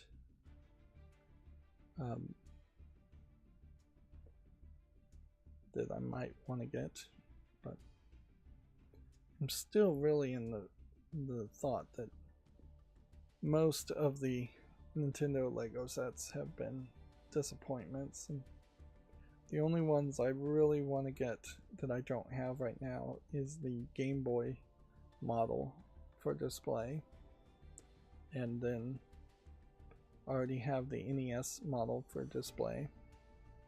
It'd be nice if they made a Super NES and a Nintendo 64, and I bet they might do that eventually, but pretty much everything else Mario or Zelda I'm just not that interested in. If there was a way to get a bunch of minifigs of Mario and Princess Peach and Zelda and Link, and yeah, maybe a minifig set would make some sense. A Smash Brothers set would make a lot of sense to me, and I could see there being multiple Smash Brothers set in a whole series of that, and that you would have a fighting battlefield in Smash Brothers, and then you would have all the Nintendo licensable characters in the Smash Brothers set for the battlefield. I would be cool with getting that too, assuming the price was right. The problem also with Nintendo Lego is that it comes at a premium. This Mario set here being shown going for $170, which is quite a lot of money for what doesn't look like a lot of pieces and not a lot of polish too. I doubt this set could actually be controlled if you added any kind of electronics to it. Like some of the Lego trains have the ability to be converted to have electronics in them. I suspect this is not one of those sets too. So yeah, and weirdly it almost directly competes with the other toy Nintendo was selling as far as a remote control car, if it was controllable, which would be more reason why it probably isn't controllable. Moving on, Nintendo Switch 2 sold 4.4 million units in the US in 2025, remaining the fastest selling console in US history. Market research firm Circana has posted its US hardware and software sales report for December 2025 and the year as a whole. Yep, I definitely know of at least one person who probably very unwisely went out of their way to buy a Switch 2, thinking that there would be a lack of inventory by the time Christmas came around. That didn't really happen, as far as I can tell. I think anybody could get a Switch 2 that wanted them, and the actual satisfaction of people who have a Switch 2, I suspect, is pretty low. There just really haven't been that many good games, or even a good reason to upgrade old Switch 1 games to Switch 2. And yeah, I wouldn't be surprised if we see a Switch Lite model come out fairly quickly, although maybe not due to RAM prices. Maybe the Switch Lite would have less RAM than the Switch 2 original, but I bet they're never going to have Hall effect controls and the Joy-Cons, or really improve anything at all, if they did come out with a new model for the Switch 2. Let's see. Moving on, Nintendo shared a wealth of new information on Super Mario Bros. Wonder Switch 2 Edition, including a playable Rosalina. So it's going to be new power-ups, new amiibo, and multiplayer mode that have all been revealed. Interesting. I did not see this story. 40th anniversary from Mario. I think I tried to play Super Mario Wonder. No, actually I tried to play a different Super Mario game on the Switch one, and man, the controls just felt very rough, so I didn't get that far with it. I think it was New Super Mario Bros. U on the Switch one, or which probably would have just been called New Super Mario Bros.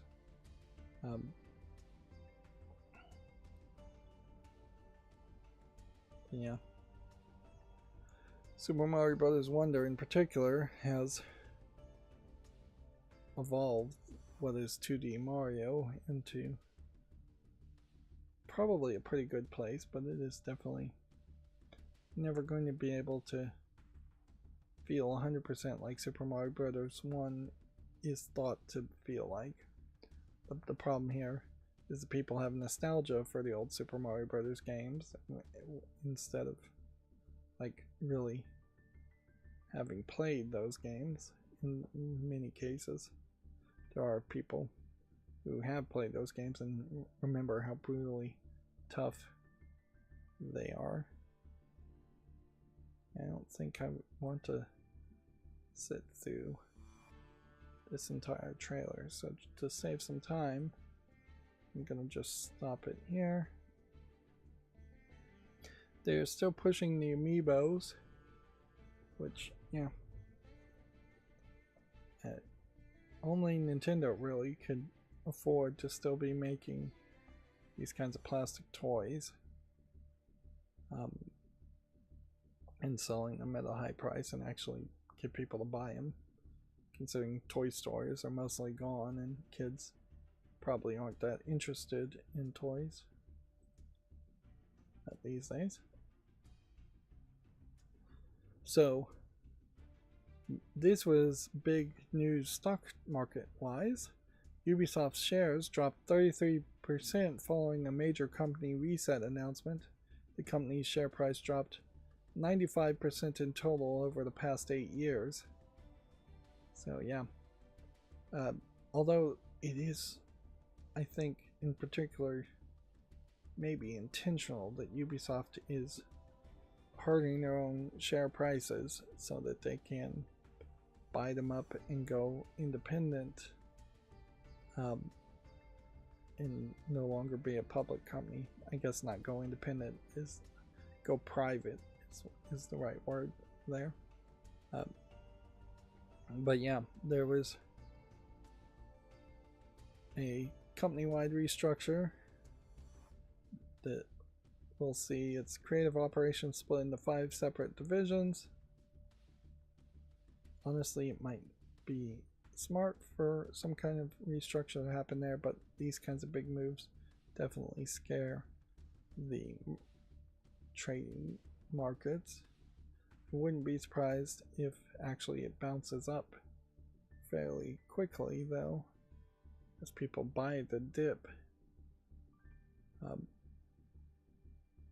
I believe there was also someone who leaked something in particular that caused the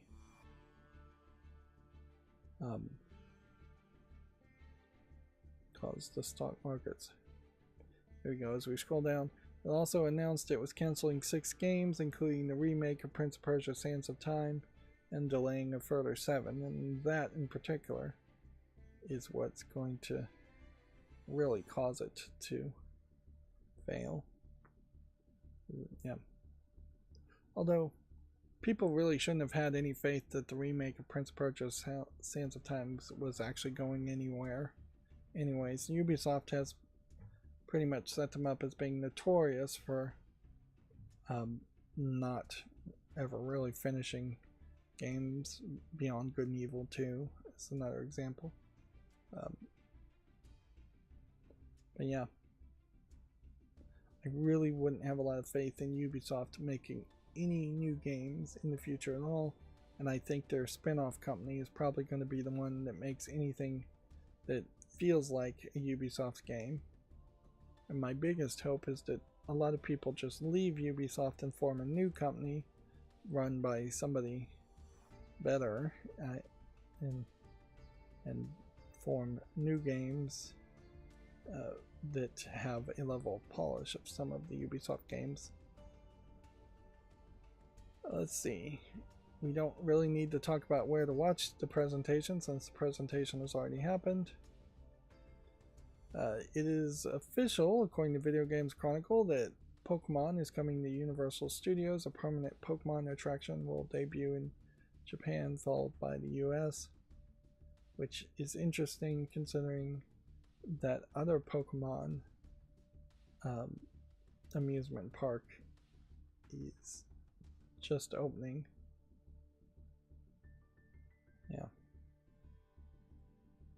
Yeah, the first Pokepark began in 2005, but it was, at the time, it was a traveling fairground attraction rather than a permanent part of a larger theme park. The original Pokepark was opened between March 18th and September 25th, 2025. And then that's not even the one I was thinking of. What I was thinking of was Pokepark Kanto, which is the Pokemon theme park experience.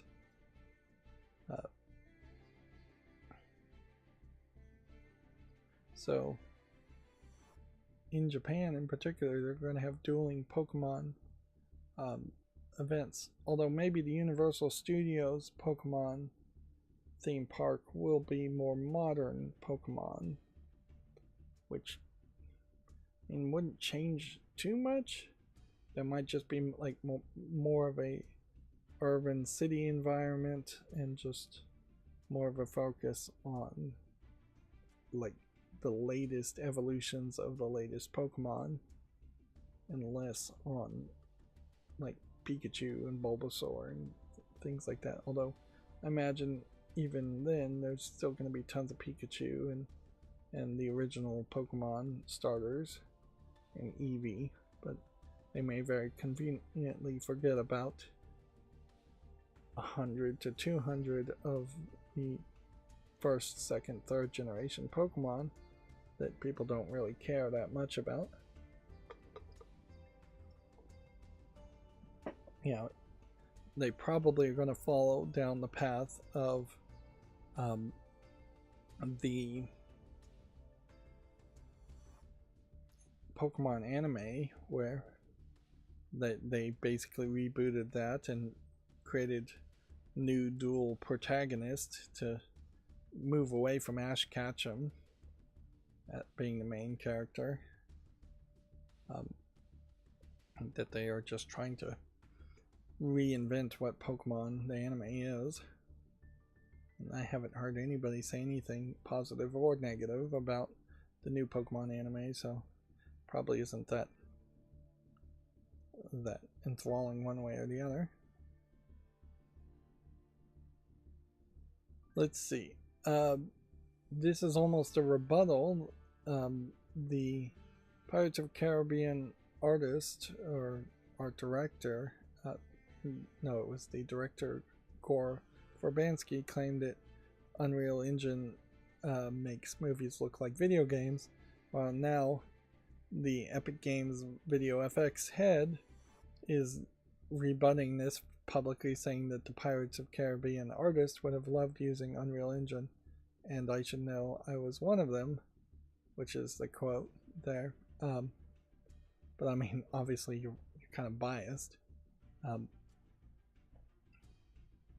It doesn't really get to the point of the nature. Let's just ignore the rest of this article because it's kind of irrelevant. Let's just talk about the headlines to save some space, save some time. who cares that the artist would have loved to use Unreal Engine? Yeah, the artists care, obviously, but the viewers of the movie don't care. We have no clue, and we don't really care to have a clue as to what software was made to make visual effects. And there's all kinds of software which just goes straight into AI existing these days.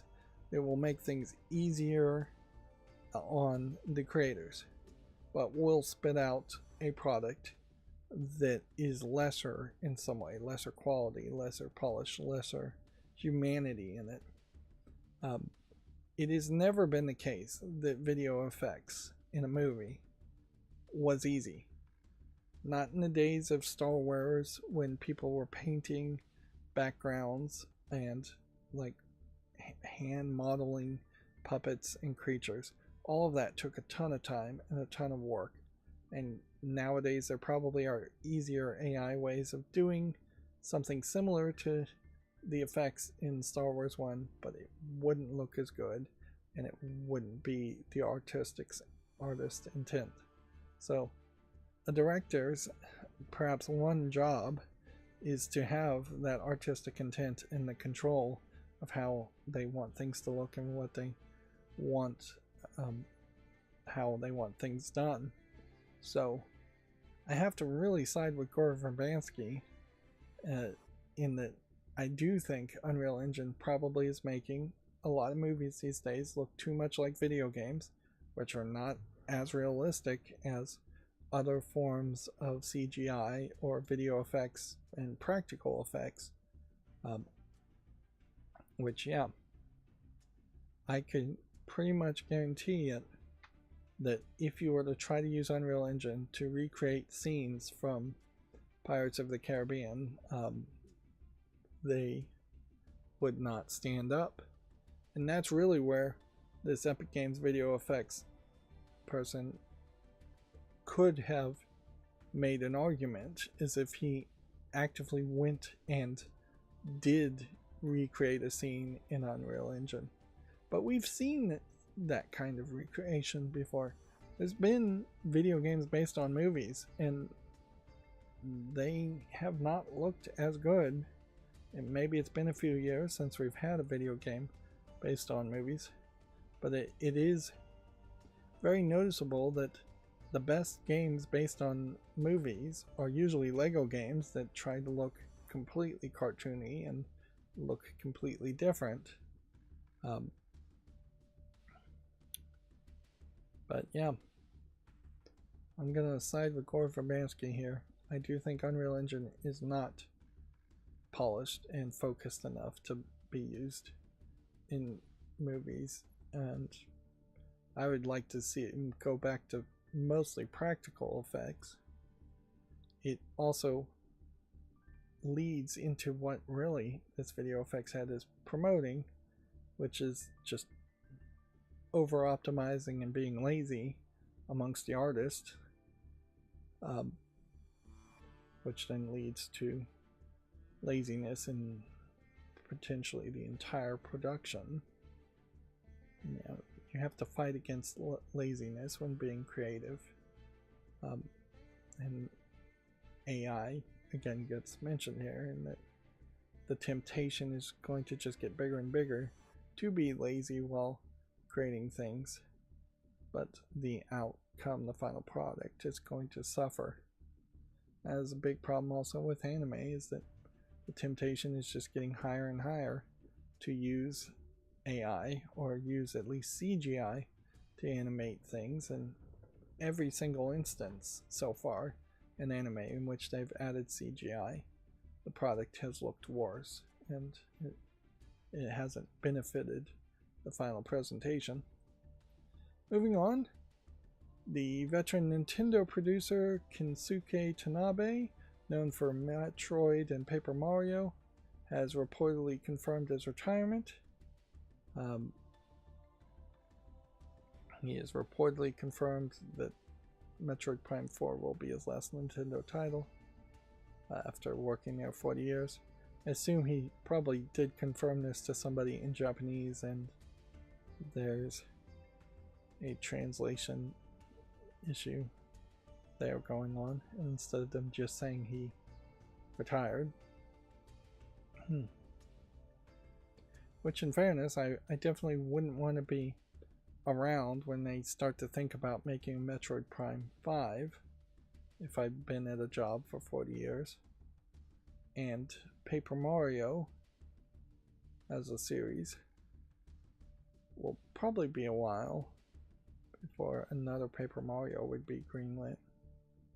So, yeah, I wouldn't be surprised if Nintendo in particular didn't greenlight a Paper Mario or Metroid game for a long time.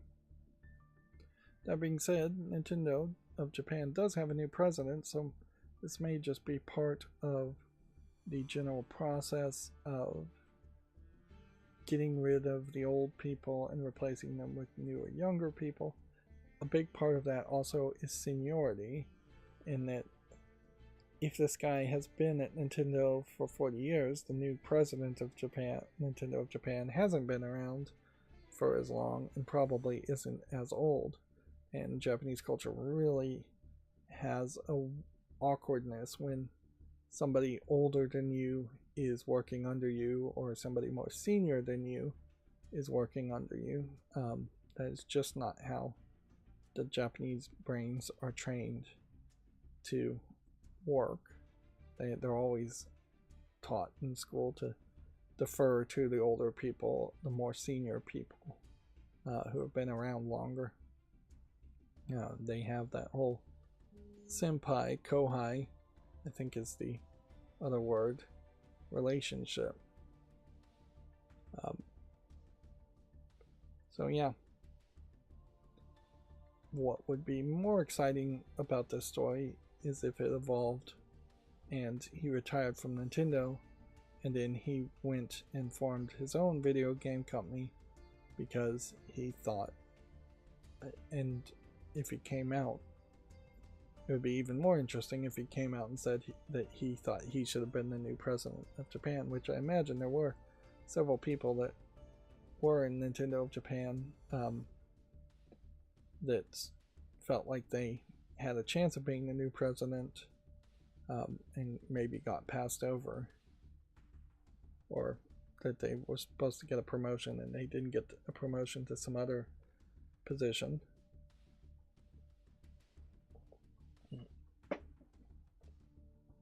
Yeah. With his retirement, maybe we'll get some kind of different Metroid series, which the Prime series in general probably should be retired for a while and go back and just make some 2D Metroid games. That would be an interesting twist, and Paper Mario could certainly try to do something different too. Let's see. It's kind of the same article, both from Video Games Chronicle. Ubisoft details a major company reset, 6 games canned, 7 delayed, and 2 studios closed. Prince of Persia Remake was cancelled. Company reorganizes into 5 creative houses specializing in genres. I'd like to see a full list of these games, but I'm not sure they actually name them. The 6 canceled games did not meet Ubisoft's new enhanced quality expectations. Interesting. They've changed the expectations on people to cancel these games, which really just means they wanted to cancel these games. 1 was a mobile title and 4 were unannounced games, including 3 original IPs.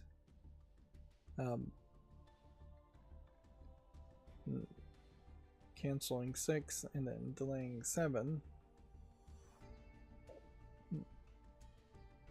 It doesn't look like there's a list of the 7 delayed games either.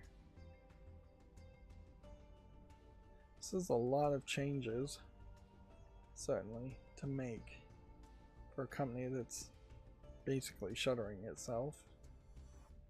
Definitely wouldn't be investing in Ubisoft, though I wouldn't suggest anybody try to short the stock either, because that's too dangerous always. So Creative House 1 is Vantage Studios. Creative House 2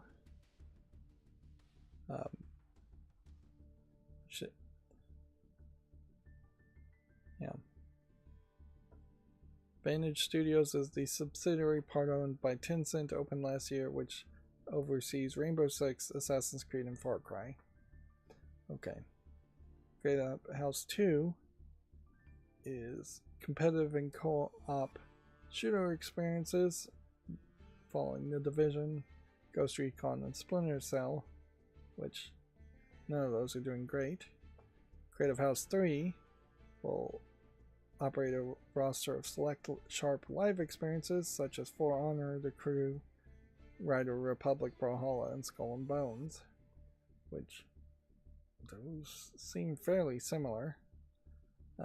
Creative House 4 is fantasy worlds and narrative-driven universes like Anno, Might and Magic, Rayman, Prince of Persia, and Beyond Good and Evil.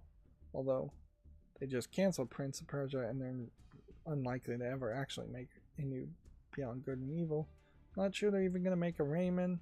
They were working on a new Might and Magic. They might make a new Anno game. Then Creative House 5 is reclaiming their position in casual and family-friendly games, including brands such as Just Dance, Uno, and Hasbro. Which, yeah, those do seem like those are fairly separate. The last three feels fairly separate from each other, but it definitely feels like there'd be a lot less budget and emphasis on this house versus this house. And yeah, calling them creative houses, I think, is going to only help them really highlight where a ton of money is going to be put into development of live service games like The Crew and The Division, and less is going to be put in single player narrative experiences, let alone family friendly games. Yeah. At a certain level, stock markets like you to just constantly claim you're succeeding on the thing you've already decided to do. They do not like change, and they kind of love to be lied to. These might be smart moves. This might be what Ubisoft really needs. This might be moves that are being made on behalf of a new person in charge of Ubisoft, as Yves Guillemot is fairly old and I could see him retiring for several reasons. So yeah, you could make a whole bunch of big changes on behalf of the new person, then you could announce the new person and they don't have to take the heat for all the big changes, if that really happens. Although in the case of Yves Guillemot, I bet he's not retiring and is instead just doing weird things. Yeah. And here we have a third article from Video Games Chronicle as far as all of this goes. But yeah, this may be one of those cases where the mainstream video game journalists are just older and they actually are more interested in a Sands of Time remake than modern gamers actually care about it. Like, I really haven't heard anybody say too much about Sands of Time in the past 10 years.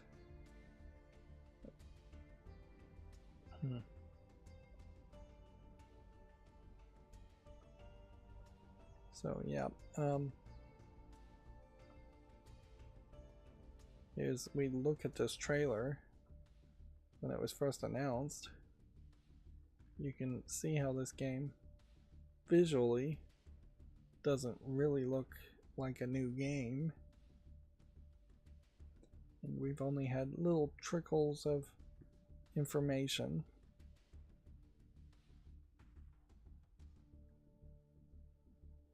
they're trying to have their cake and eat it too, which is what you generally do with cake, so it's a kind of terrible saying, but the technology and the evolution of Sands of Time and the Prince of Persia series led directly into the development of Assassin's Creed, and they have announced and evolved so many Assassin's Creed since Sands of Time, to the point where you get to Assassin's Creed Origins and the game is playing completely different, like an RPG game, and so that technology was abandoned for something completely different.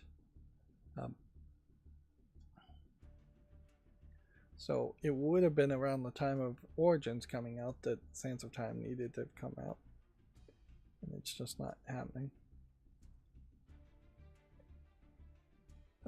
Moving on, apparently a modder created the Nintendo Xbox 5, a 3-in-1 console combining a PlayStation 5, Xbox Series X, and Switch 2.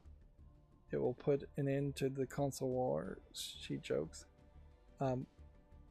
I bet the cooling on that really sucks, but it wouldn't be too hard to do, because all you have to really do is take an Xbox. It's interesting, it's a Japanese creator. Take an Xbox, throw it in the same enclosure as a PlayStation. This seems to me like they probably have the PlayStation on one side, the Xbox on another side. That would mean there's a gap in this wedge in the middle. And as far as the Switch 2, you could fit it in that gap and then add some extra ventilation. Let's see if we can generally see that. The triangleness of it may just be that there's one console on each face, and then there is a I'm not going to watch the entire video of them. That there may just be some cooling in the middle, if there's even that. So, like, inherently, though, you're going to have 3 different controllers, or you're going to have one controller that can switch between all of them. She is taking a lot of the plastic shell components off to squeeze it all in, and she's 3D printing a case. But let's see if we can see the final assembly. Yeah. She's taken the boards off of each of them and mounted them onto a 3D mount in the middle. She's added a single power supply that splits out everything, and she's added fans at the bottom.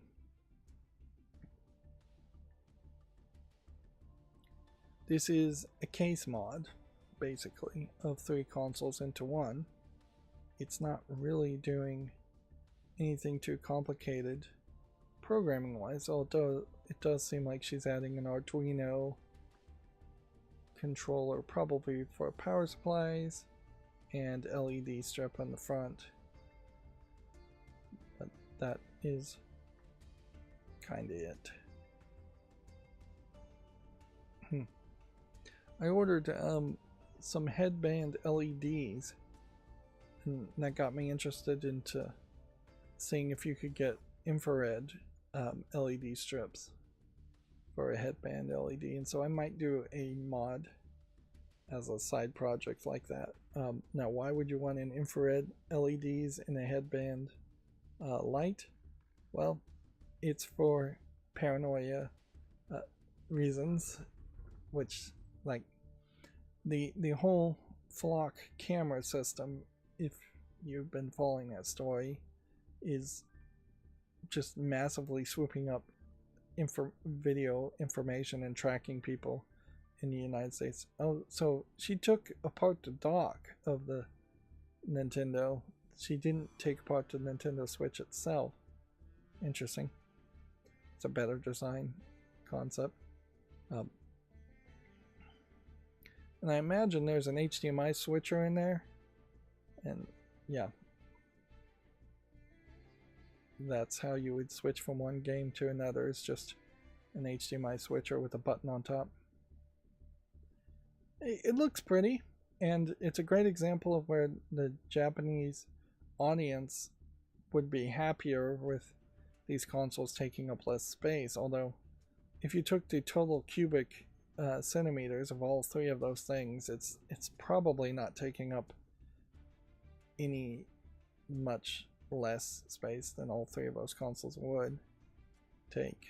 And I bet that HDMI switcher is not pausing the games or anything like that.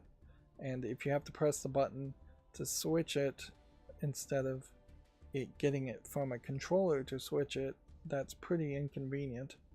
I can see an improvement on this very quickly in that you could have had an infrared remote control switch the inputs, but that's what a TV does. So she's really reinventing the wheel by adding an HDMI switcher in there. It saves her on one HDMI port and one power plug. But yeah.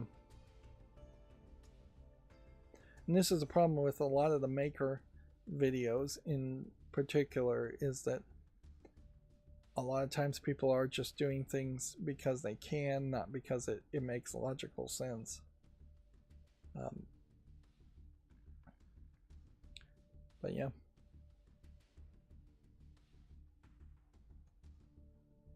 It's really not convenient if you have to use a separate remote to switch the video input. Apparently she's going to do a Rick and Morty thing, or she's already done a Rick and Morty thing.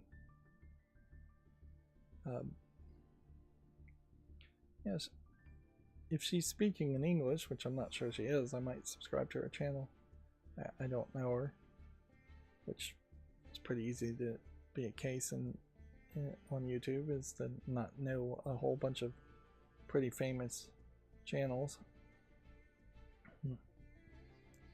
But yeah, to get back to the flock camera thing, like, yeah, there's this company, Flock Camera. They just agreed to work with Ring Doorbell, so Ring doorbells everywhere are sharing their video footage with Flock Camera, which then shares their video footage with the local police and ICE and federal agencies in general, probably the CIA and NSA. And on top of that, you really just don't know what the future holds. Like, we are already at the point where if you were putting up pictures of yourself as a baby, AI can be used to manipulate those images and take pictures of you maybe a little bit older and make it look like you did or said something you didn't do or say.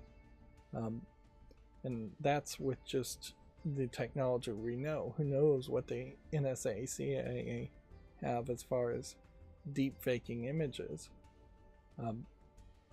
So yeah, we are already past the point in which paranoia and not putting up images of yourself on the internet is usually recommendable.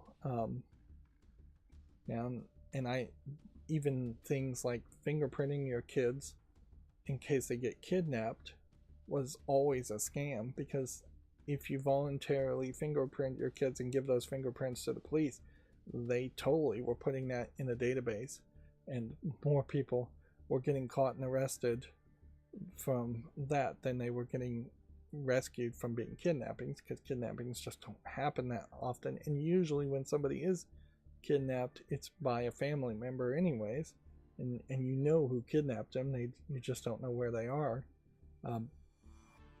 So yeah, governments have been long since trying to get as much information about people to use against them, and they almost never use the information for them. So the idea of having infrared LEDs on a headband light would be a case that you could walk around and cameras would just see a bright white light, unless the cameras have infrared filters on them, which, who knows, maybe modern cameras do have infrared filters on them, and that trick wouldn't work. It's an older hacker trick, per se, but yeah, usually you would put like infrared LEDs in like a cap or a hat, so you'd look more normal than a headband light would look. But yeah,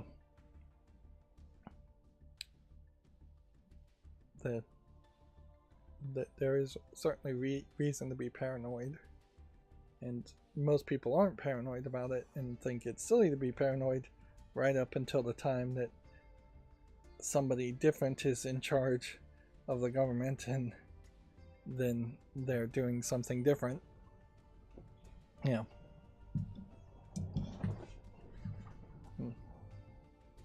Better to be paranoid than prepared. People often would say I was paranoid about having MREs and extra water and things in my house. This winter storm that's about to happen may very well prove that I was right to do that. And even if I don't use any of the MREs or water, having it around is not that big of a deal, as long as it's not overwhelming you. Our last Video Games Chronicle, man, this has been a long amount of news, way more than I thought we'd have. Says, quote, "We definitely feel the weight of it," end quote. Halo leads say releasing on the PS5 will grow and reconnect the community. Halo Combat Evolved will mark Xbox Series debut on PlayStation. I wouldn't be surprised if performance is pretty bad. And yeah, there's already some criticism of this Halo Combat Evolved first look gameplay, in that it just wasn't as polished as I think people were expecting. Right. And that would bring us to the Komatsu articles, but I'm going to take a little bit of a break and then I'll be back.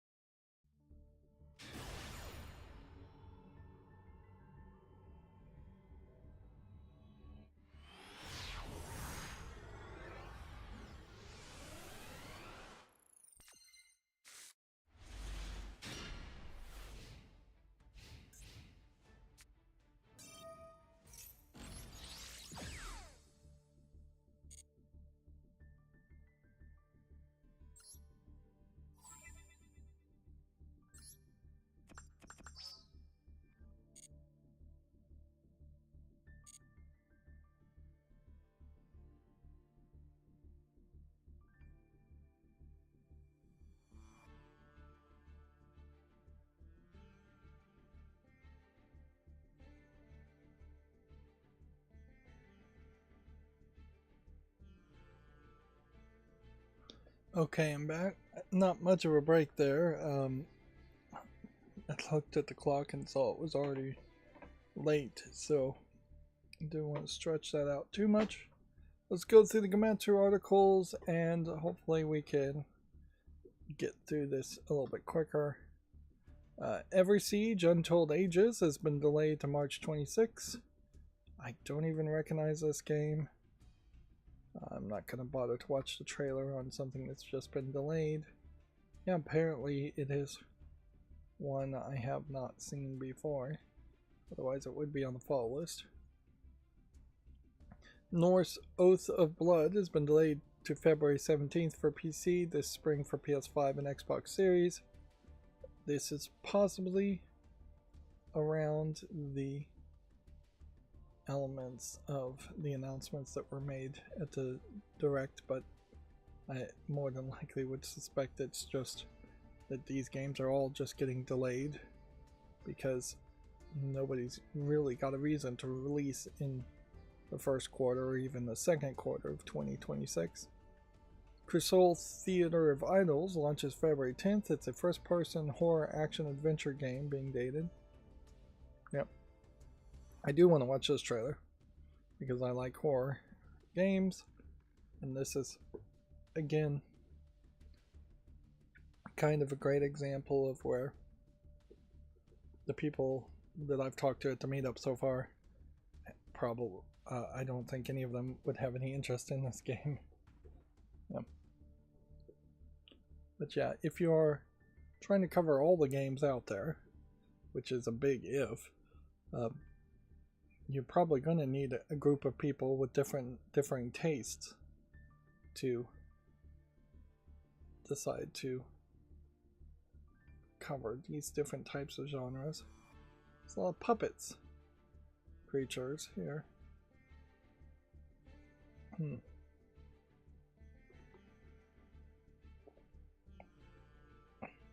looks like this gun shoots blood bullets, as it were. Yeah, and it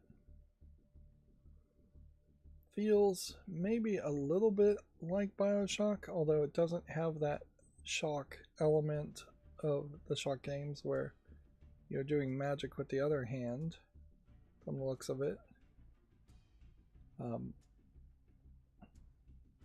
If anything, it might be slightly inspired by the game called Messiah. That's a fairly old game, first-person shooter.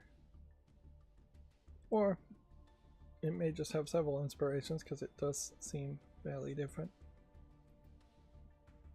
And I get the kind of feeling that they wanted to have that mature instead of adults only feel, and so they've made a lot of these characters puppets, although it looks like there might be some human bodies inside some of the puppets instead of humans. And yeah, you have like a shirtless guy puppet here, so that helps them avoid nudity to keep it in that mature games. For something being published by Blumhouse Games, though, you would kind of expect it would go even further than what they're showing us right now. Let's see, Vampire Crawlers, the turbo wildcard from Vampire Survivors demo, launches February 23rd for Xbox Series and PC. Yeah, it would be definitely not interesting to me to go back and play even more Vampire Survivors at the moment. And frankly, I'm just not that interested in a dungeon crawler in general. Super Mario Galaxy Movie Direct set for January 25th. Wuthering Waves version 3.1 update for You Who Walk in Snow launches February 5th. Wuthering Waves as a... I assume it's a gacha game. Doing very well. It has in-app purchases at least. Very flashy. Inazuma 11 Victory Load, second free major update, Ares and Fabled Seed DLC trailer is available on Gematsu if you want to check that out. Inazuma 11 itself is very positively being reviewed.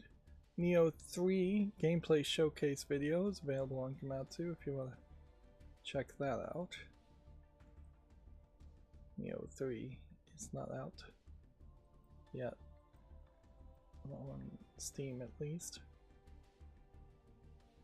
You might be having a little bit of a resurgence on horror games, but tends not to really be like there ever was a big time for horror games that there could be a resurgence to. It tends more to be that you just get a good horror game once a year, once every 2 years, or once every 3 or 4 years. And none of them tend to be serialized, so it's not like you get a sequel every year to a horror game. Moving on, Fable launches this fall for PS5, Xbox Series, and PC.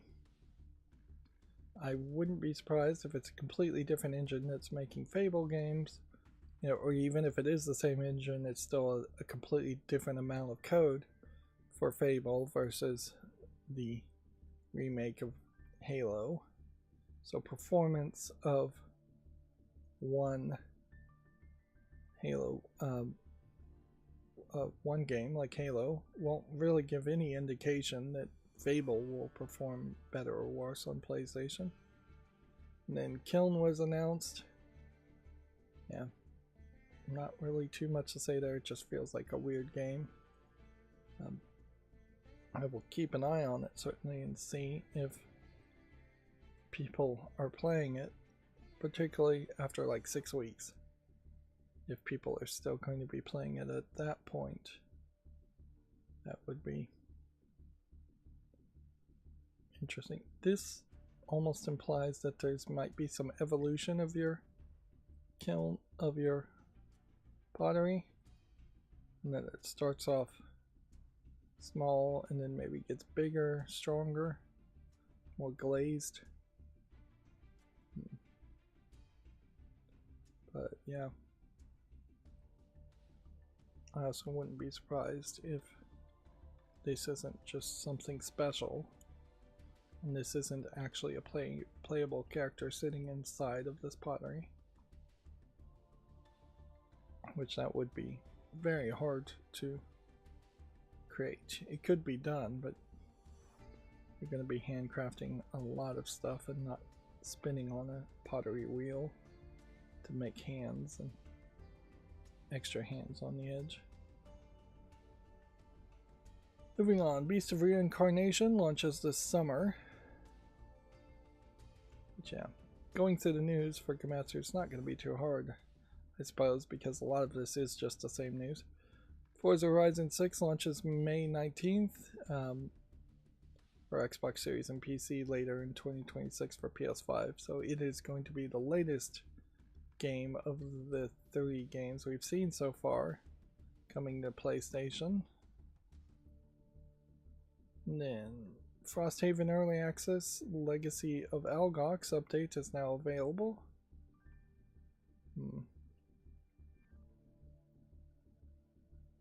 Which, yeah.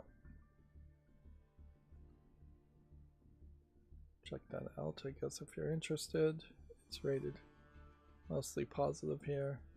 Seems like it has a bit of an online co-op element to it. It is only 73% positive though in the last 30 days. So I don't think that's quite good enough to make me really just want to put it on the fall list. Let's see, Screamer Game Modes trailer is available on Gematsu if you want to check that out. I don't recognize a game called Screamer. It looks like it's some kind of racer game with anime cutscenes. I guess I remember this game. I looked at it December 13th. I guess that probably does also show that I'm forgetting these games probably days, if not maybe weeks later. There's just so many games that get announced and come out. Twin Sails Interactive announces the first wave of a 2026 publishing lineup. A game called Skydust, a game called Windrunners, Terraforming Mars, Downloadable Content Colonies, Survival Fountain of Youth. None of those seem to have Steam links at the moment. The Witch's Bakery adds a Switch 2 version and launches in Q2 of 2026. Which, okay. They don't seem to have any real anything to show other than this announcement trailer. This art style could be good, but it needs to be a little bit sharper. Yeah, now that I've got my glasses, I can actually see when these games are a little bit rough. I would say the visuals here do look rough, and I think the game itself is a little rough. You just saw her do the heart symbol that the Japanese maids do in maid cafes, which is fairly new. Whereas if this feels like this is more inspired by a Studio Ghibli art style, which would be older stories and more Westerners being depicted. So her doing the heart sign doesn't really make a lot of sense. And yeah, very often you will see these games that are just kind of full of mini games, or they have the dungeon crawling or something added to them on top of cooking, because cooking as a main gameplay mechanic I just don't think really works. If you want to cook, you should just do it in the real world. It's such a low risk thing. There was a thing on Reddit where somebody was complaining that their wife was cooking everything from scratch, like every single meal. And he was like, sometimes I just want boxed macaroni and cheese. I'm like, you are complaining about a very first world problem there. Because yeah, cooking everything from scratch takes a ton of work. It's going to get you better, less processed food. It's going to taste really good compared to anything you get frozen or in a box. Yeah, I would gladly take the trade-off there. And yeah, sure, I get it. Sometimes you might want a frozen pizza, or you might want just a burger, but I would gladly give that up if somebody was cooking from scratch every single meal, assuming they are actually cooking every single meal. I'd see the problem if the wife was insisting that all the foods be made from scratch and that you had to cook half the meals yourself. But you know, no. What was crazy is that most of the people on Reddit were agreeing with the husband, saying, yeah, that she's being overly controlling and banning unfresh food in the house. And if that is the one quirk that your wife has, though, that is a very good issue. That there are definitely worse quirks that a wife could have or a husband could have, such as cheating or gambling or being a shopaholic or just being overall a jerk.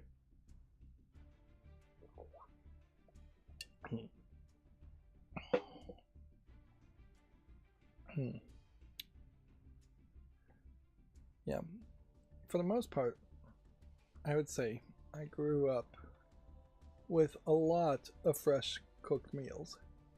Not as many as I probably should have, and there definitely was frozen and junk food stuff, but I think I did better than a lot of people in the United States, where there are a lot of people in the United States that literally don't cook anything fresh from scratch or don't cook anything at all, and it's just going to McDonald's, going to Chick-fil-A, and yeah, that is not good for people's health. Of course, that doesn't have anything with video games, and we're going late, so let's not get too much into that. Free Ride is available for Switch. Looks like you're riding a train. Is the Witch's Bakery. The fact that they're pigeonholing themselves in baking might also be difficult to program. There is a lot of variety in different types of breads, but unless it's like a French bakery, which it looks like it is, your types of bread are going to be limited to maybe 4 or 5 different varieties. We only see 3 here. Baking is almost a completely different science than cooking is, as far as how things go. Whereas cooking is the application of heat, baking is the application of chemistry in preparing a flour, sorry, dough, then applying heat to it. Like a cooker can be cooking a steak by just putting it in a pan and heating it. A baker has to mix all the ingredients to exacting amounts and usually bake for a longer time. And there's usually a lot more artistry in professional baking that's not really required in cooking. But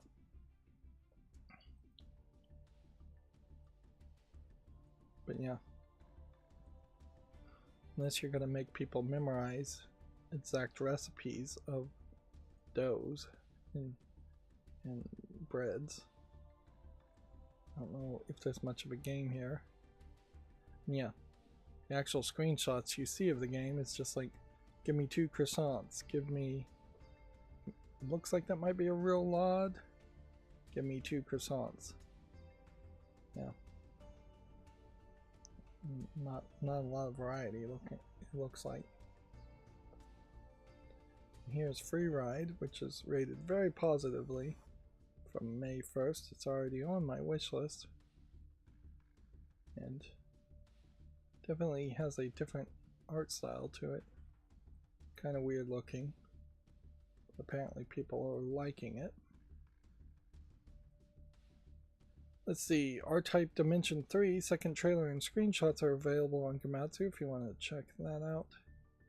It's not out yet on Steam. Bubsy 4D launches May 22nd. This too just looks a little low res on the images. Maybe I'm blowing these images up bigger than they're intended to be. Like, trailer looks a little bit better. Bubsy's is one of those series that I don't think this trailer is actually going to show us much. Yeah, it's one of those series where it's been around a long time, and so you would think there's a big audience or that they've evolved the game to be something great, but honestly I think Bubsy is one of those also ran series where they existed but very few people remember them or care about them.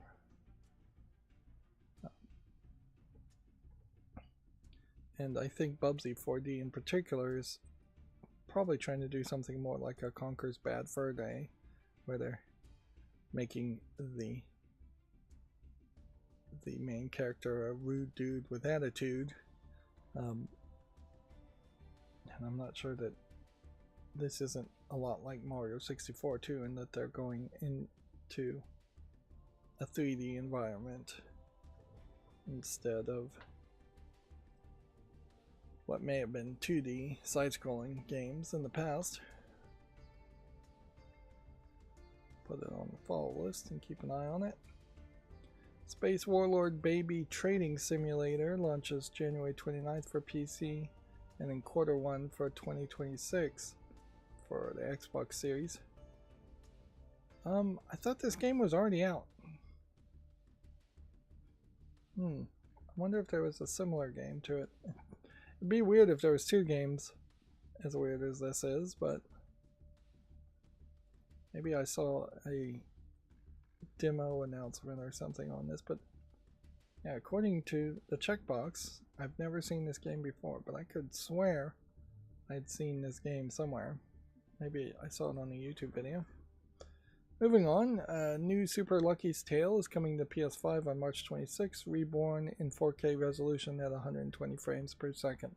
That might very well be the way that you might get a resurgence of some of these platforming, side-scrolling games. Like Sonic, for instance. The original Sonic games, if they were remade in 4K, so that there was literally just twice as much width of what was being shown, and they were running at, well, something just fell over. I've been moving things all around, so I'm not super surprised that something fell over, but it was in this room. It wasn't just like snow on the roof or anything. I doubt this storm is gonna damage my roof, but one always hopes that nothing like that happens. Yeah. Anyways, what was I talking about? Yeah. Twice as tall, twice as wide Sonic 1, running at twice the speed of the frame rates, but not at twice the speed. Let's see.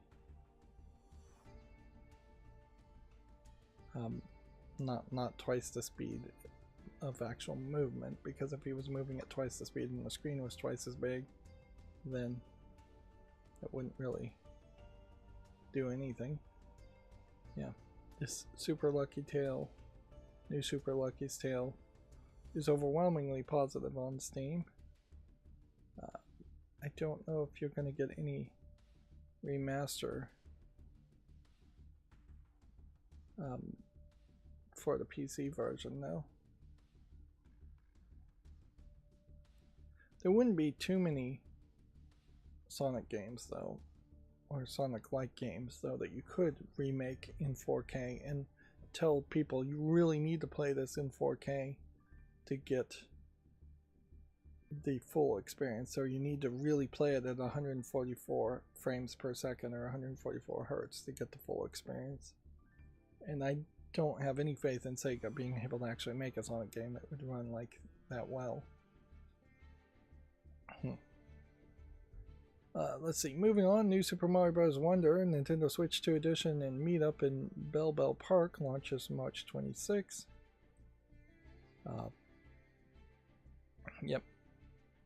Komatsu, surprisingly, not Video Games Chronicle, who talks about Pokemon all the time, has the article about Pokemon trading card game Pocket expansion Fantastic Parade launching January 28th.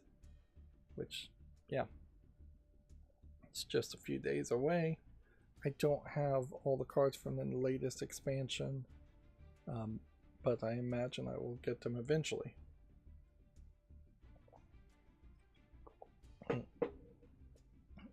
The thing I feel like is happening with these expansions, though, is I don't know if they are really connected to any of the expansions in the actual trading card game. The cards that are coming out in these expansions seem to be the newest of the new Pokemon. So I don't know if they just skipped a bunch of old Pokemon expansions or what. But yeah, I haven't spent any energy trying to build new decks to actually win playing against other players, if I was to actually play it against other players.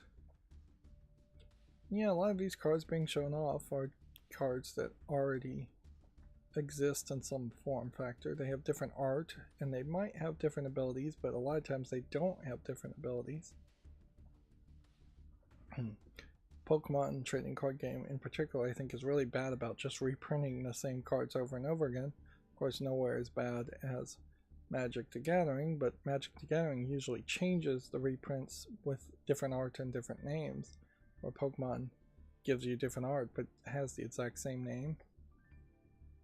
Yeah. I wouldn't be surprised if somebody told me there was less than 150 unique Pokemon cards in Pokemon the Trading Card Game years later, because they just have released Pikachu so many times over and over again, or the same Pokemon over and over again. Moving on, the side-scrolling arcade platformer Go Go Mr. Chickums has been announced for PS5, Xbox Series, Switch, and PC. Let's see. Yeah, it definitely seems like an old school arcade game.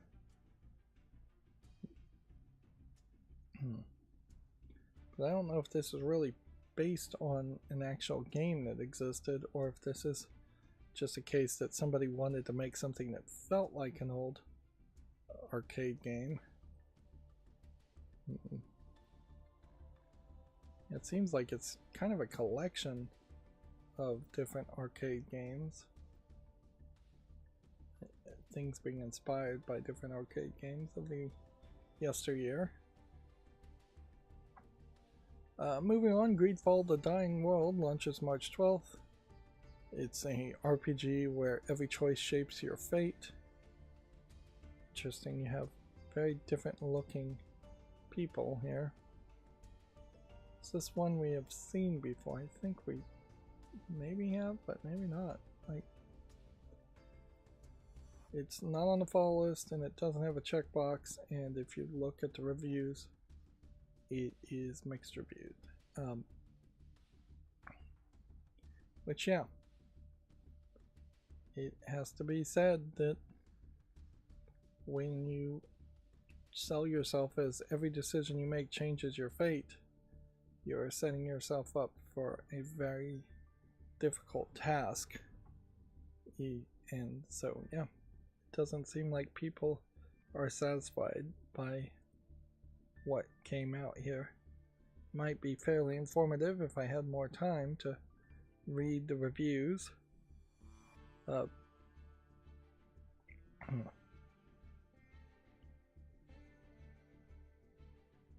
see, the story.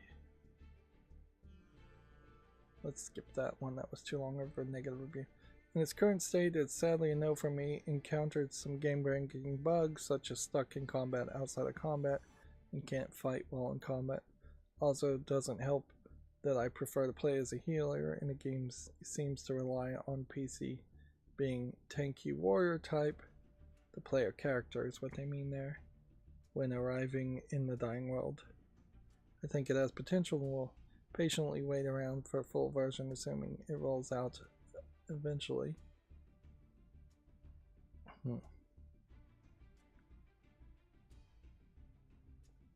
Yeah, tried the early access version a while back and didn't enjoy it, but since the recent reviews have been improving, I thought I'd give it a try. So it looks like it's mostly performance issues that people are mostly complaining about. Although this one says the story on the first island gives a sense of deja vu for those who played the first part, the same diplomacy, empathy, and settlers, problems with colonization. Then this article goes on, and I don't have time to read it. It does just seem to me like, yeah, it is middling too much as a game. And visually it looks alright, but it, like, this as a screenshot is a problem, where it looks like it's basically the same models doing the same thing in sync. Or just random person standing in the background as two people are talking and gesturing, or random persons in the background as somebody walks forward. Those don't speak to the actual gameplay. And this doesn't seem too overwhelming as a skill tree, but you have equipment, skills, attributes, talents, statistics. there is potential there for being overwhelming. And the actual enemies you fight are kind of boring looking. Moving on, the Dark Auction Extended Demo is now available for PC. Launches January 28th for PS5. You can play through the end of Chapter 1. Yeah. I wonder about like adventures and RPG games as far as just what does your demo really have to be? Is that you really have to go through a tutorial Chapter 1, I guess, and it has to be a vertical slice of the entirety of the rest of the game. This is not out yet. And probably benefits by having a big boss battle at the end of Chapter 1 in a demo, and an abilities where you have all of the abilities unlocked in the demo, and then you take those away in the actual gameplay.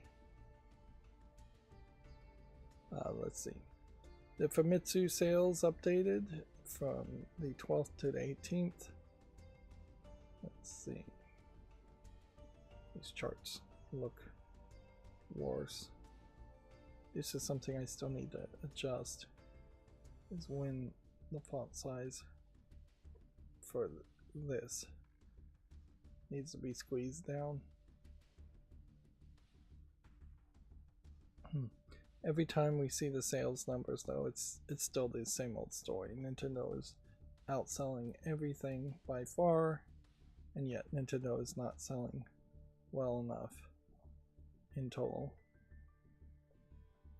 D3 Publisher announces Pool Room Billiard for Switch. This almost feels like this might be a release of an old game. Of course, one pool game is not too different from the next. Yeah. This might be one of the first third-party games to use the mouse mode, which obviously the mouse mode is the gimmick for the Switch too, and so far we haven't really seen any first-party use of it that is absolutely necessary. And yeah, I wouldn't say mouse mode really does a great job of emulating the experience of playing pool. If you want to play pool, you really should just go to a pool hall or a bowling alley or someplace with a pool table and play it for real. Moving on, Kingdom's Return, Time-Eating Fruit and the Ancient Monster. Gameplay trailer details and screenshots are available.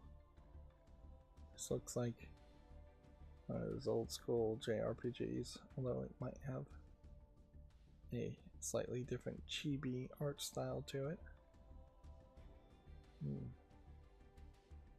The characters are anatomically really short.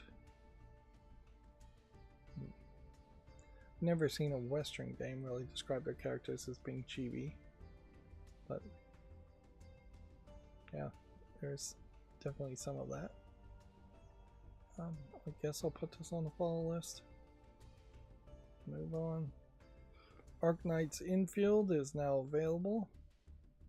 I assume this is a gacha game when you're just looking at all the things you can buy. Tells me it's probably a gacha game. Maid Cafe on Electronic Street reveals 8 new collaborations, which that's a lot. Certainly, there is still this coalition of smaller games willing to collaborate and put their characters in different games. Although I would be surprised if it isn't actually more of a case that the characters from the other games show up in this game and not vice versa, and not both ways. Because I could see how a silly maid game could add characters and it not really matter, whereas adding maid characters to a different game feels kind of weird.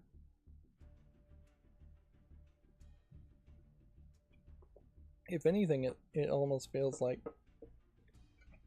they are going to be able to play the other games inside of their game in some weird way.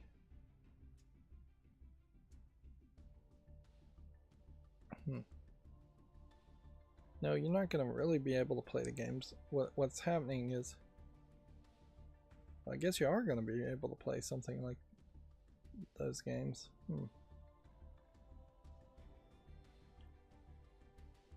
So yeah, I really don't understand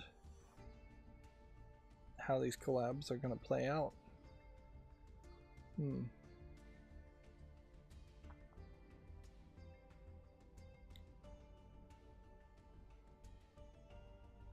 Collaborations will be available in the Switch version of the game at launch and added to PC version later. So it does seem like it is content that shows up in Maid Cafe on Electronic Street, which is rated very positively at the moment. Although it isn't really knocking my socks off as far as the screenshots go. You really don't know how the game would play or what amount of gameplay actually exists. Moving on, what is that? Fantasista Asuka launches February 12th. It's a soccer underdog epic simulation game being detailed. Interesting that we would have another soccer game come out so close to Inazuma 11, but they probably scheduled it that way, and definitely seems like this is more about having soccer ladies play and showing off their curves. Fantasista does sound like a made-up word. Let's see, do I want to watch the trailer? Yeah, we'll watch the trailer to see that the thumbnail is fairly different from what they're actually showing of gameplay. Again, the characters are more close to a chibi art style. Look at their feet, they don't really have toes. And this is a simplistic simulation game where you're just going to see the same animations over and over again, which would be fine if this was just like a secondary mini game or a secondary game mechanic, but it's probably lacking in polish for that to be the main gameplay mechanic. Yeah, and these characters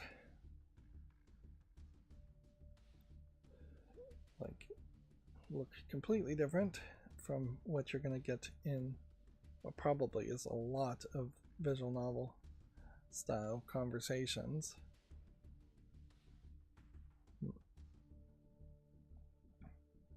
You have to kind of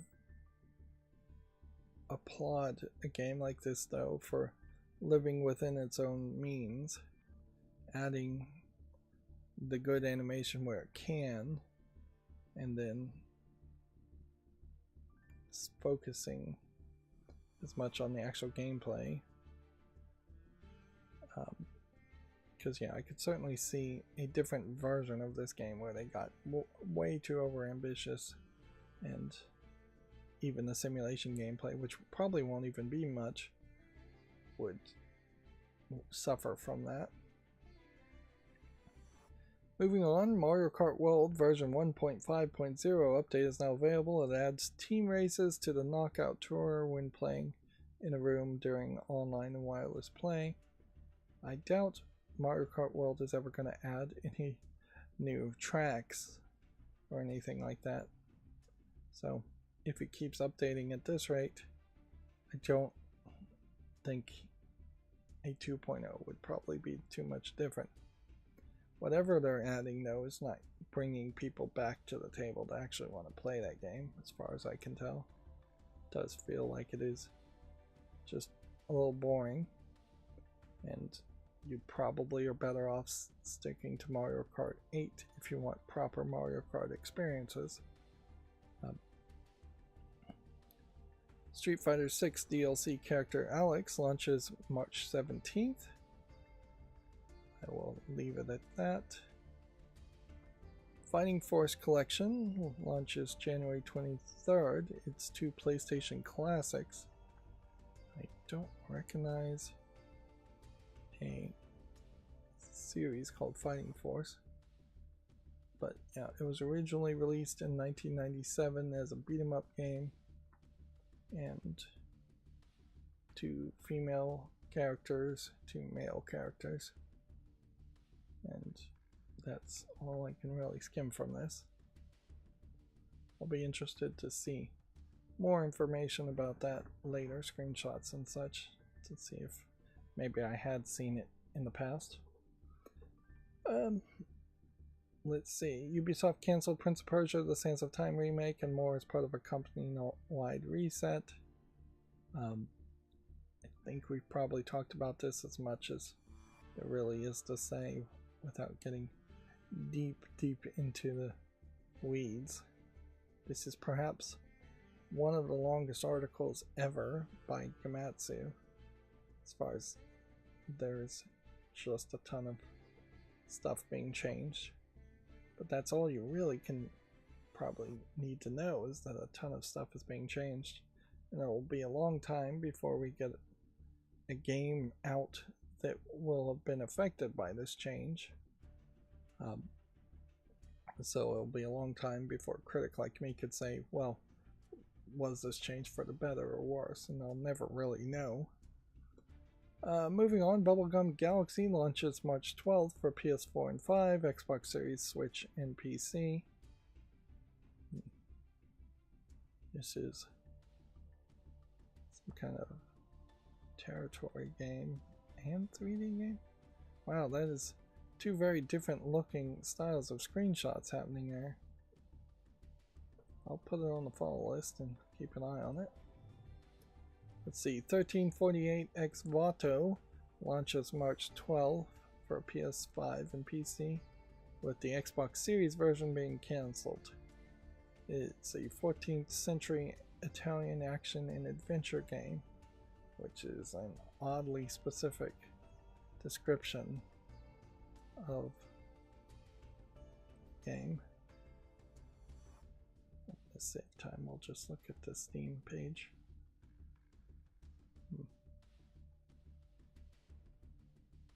We're looking at what I assume is a girl with a bowl cut, pretending to be a boy, although it might just be a boy. This might be a different twist on something like an Assassin's Creed game. Let's see if we can see it in actual gameplay.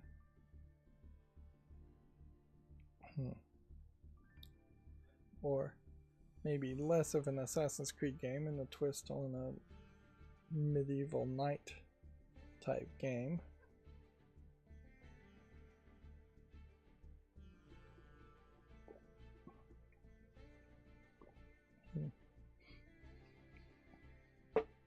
So why I assume this is a female pretending to be a male is because that would be the only way they would be allowed to be a knight and fight. But also, if you look at the visual fashion here, they are wearing this red sash over them to hide potentially boobs, and they are lacking in facial hair. The hip and the waist ratio is a little too hourglassy. If I was listening to the audio, I probably could tell from the voice. Particularly in video games too, if you're always looking at the back of a character, it's pretty easy to also hide boobs. Yeah. But yeah, I don't know how much they're trying to make it a secret, because here they even say save her closest one. So they say her in the title. But also those are pretty generic twists that people love to do in modern times.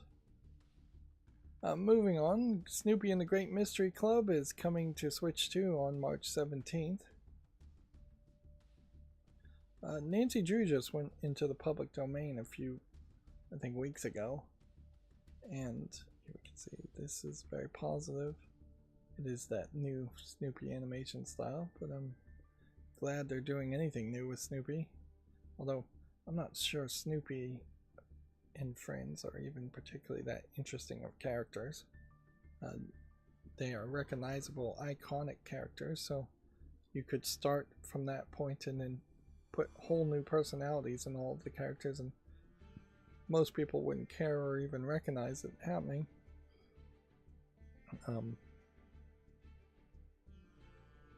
What was I talking about before Snoopy, though?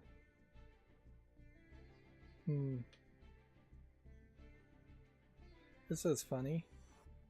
You have Charlie Brown holding the football for, I think, his sister there.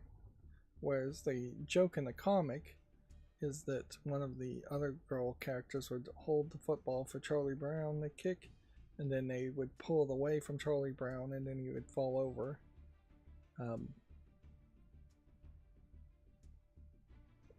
Yeah, maybe that gimmick is being forgotten. Oh yeah, I was talking about how the Nancy Drew has gone into the public domain, so I'm very interested to see if Her Interactive, the company that was making all the Nancy Drew games, does anything with that, or if we start to see other people make Nancy Drew style mystery games using Nancy Drew as the main protagonist, not being made by Her Interactive, which might work. Yep. There really weren't. Peanuts is like from the 1950s, I believe, as a comic strip, maybe even the 1940s, so there really weren't any named characters of color or integration in particular.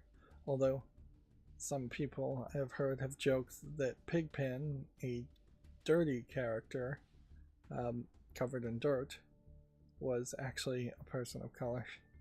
But I think, particularly in the black and white comics, the depiction of Pigpen being dirty did not in any way indicate that he was a person of color. And even if it did, that would just speak to the times of just slight racism, in that all the other characters are perfectly clean and the one dirty character is a minority. But yeah, there's apparently a new character that they have added to the group of friends, and this is the one that would pull the football out from under Charlie Brown. Yeah, I could see how Nancy Drew Mystery Game doing 3D CGI animation might make sense these days too. Moving on, Enshrouded launches this fall for PS5, Xbox Series, and PC. Yeah. So we'll leave it at that. You can see Enshrouded is rated very positively. I think it is online co-op focused specifically. That's why it's not on my follow list, but probably should be. Let's see, Ratcheteer DX launches March 5th for Switch and PC. I saw a trailer for a new Shantae game, or an old Shantae game, on WayForward's YouTube page, but it kind of looked like an old game. Shantae's Risky Revenge Advanced, I think, was the name of it, and it would be a re-release of a Game Boy Advance game if it is new. So we'll see if there's any announcement that gets put out as far as a press release. Moving on, the next Gematsu article says Pumuckle and the Crown of the Pirate King launches March 5th. It's a 3D puzzle adventure game being dated. Okay. We'll put that on the fall list. This feels like a younger kid style of game, and that might work well. We may see an increase of those kinds of PBS kid feeling type animations in video game form, considering how the Corporation for Public Broadcasting has shut itself down when it lost government funding, and PBSs are, I think, pretty much independent TV stations that are going to have to find their own funding and decide what they're going to do. I know Sesame Street in particular is being funded by Netflix now, which that's a big change. It just goes to show how everybody is moving towards streaming services. But a lot of the new things that are unproven are potentially going to not get funding to start and try things, which that's one of the things that public TV and public radio often, public access in general, often would let people do, is that wild and crazy ideas could be experimented on and you could see if it gains an audience. Whereas if everything goes Hollywood, then it's going to be just a small handful of production companies that greenlight the creation of a small handful of movies, most of which have to be proven to succeed and make money for them to get greenlit, leaving only small independent filmmakers to make indie movies, and then they basically have no funding and get no funding. Let's see. Moving on, Crimson Desert goes gold. It's due out March 19th. This is our second to last article from Gematsu. And then a roguelike deck builder called Mechborn has been announced for modern consoles, Switch, and PC. Yeah.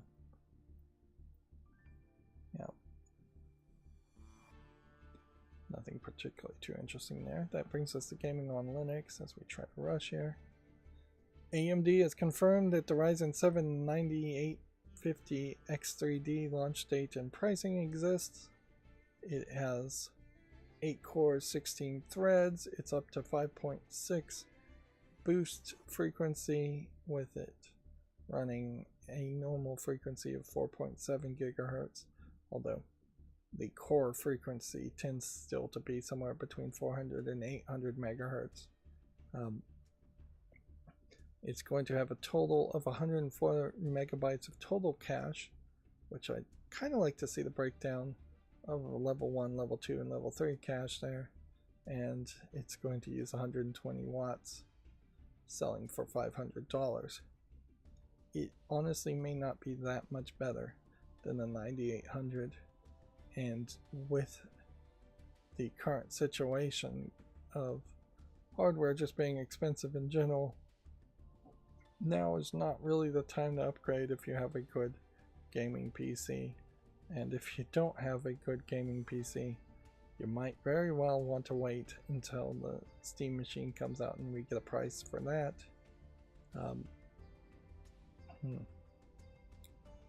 But yeah.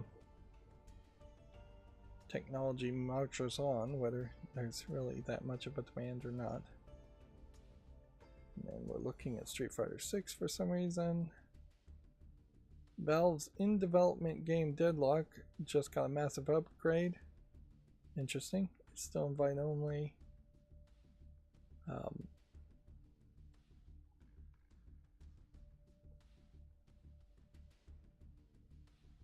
Let's see. As for the Old Gods New Blood update, It brings with it overhauled patrons, what you have to defeat to win the game, and bases, 6 new heroes, a new fast-paced game mode called Street Brawl, heads-up display updates, and a revamped game post-game with most valuable player screen and more. Which in a lot of ways I think that really just tells you that they're still working on the game.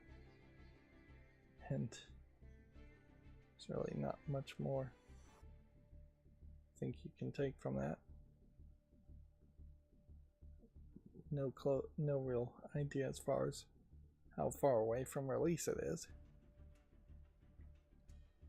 Again, maybe they're rushing to finish Deadlock to release it with the Steam machine.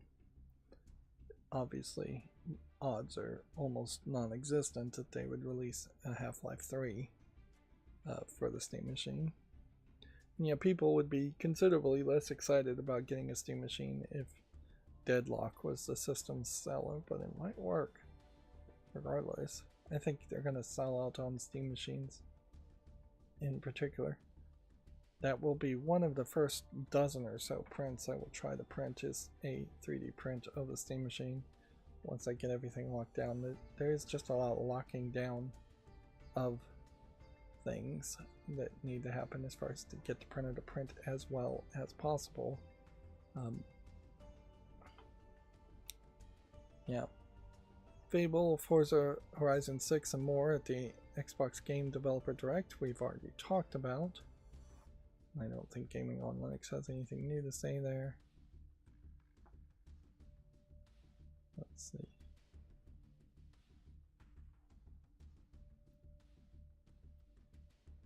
Yeah, my anti-duplicate tab thing doesn't seem to even be working.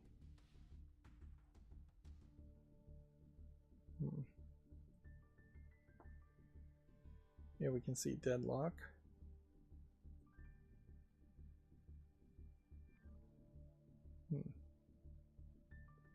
Yeah, very little to show. But it does look like they have a proper store page now. So I wouldn't really buy into the idea that they're changing the visuals. There was this thought that the visuals they were showing you in the beta were going to be completely different from the visuals that were actually in the game at the end. I think they probably locked down a theme and locked down a name. But yeah, I could be proven wrong. They may literally change the name, they may literally change the visuals. But then people would be upset who played in the beta or early access if it changed too much.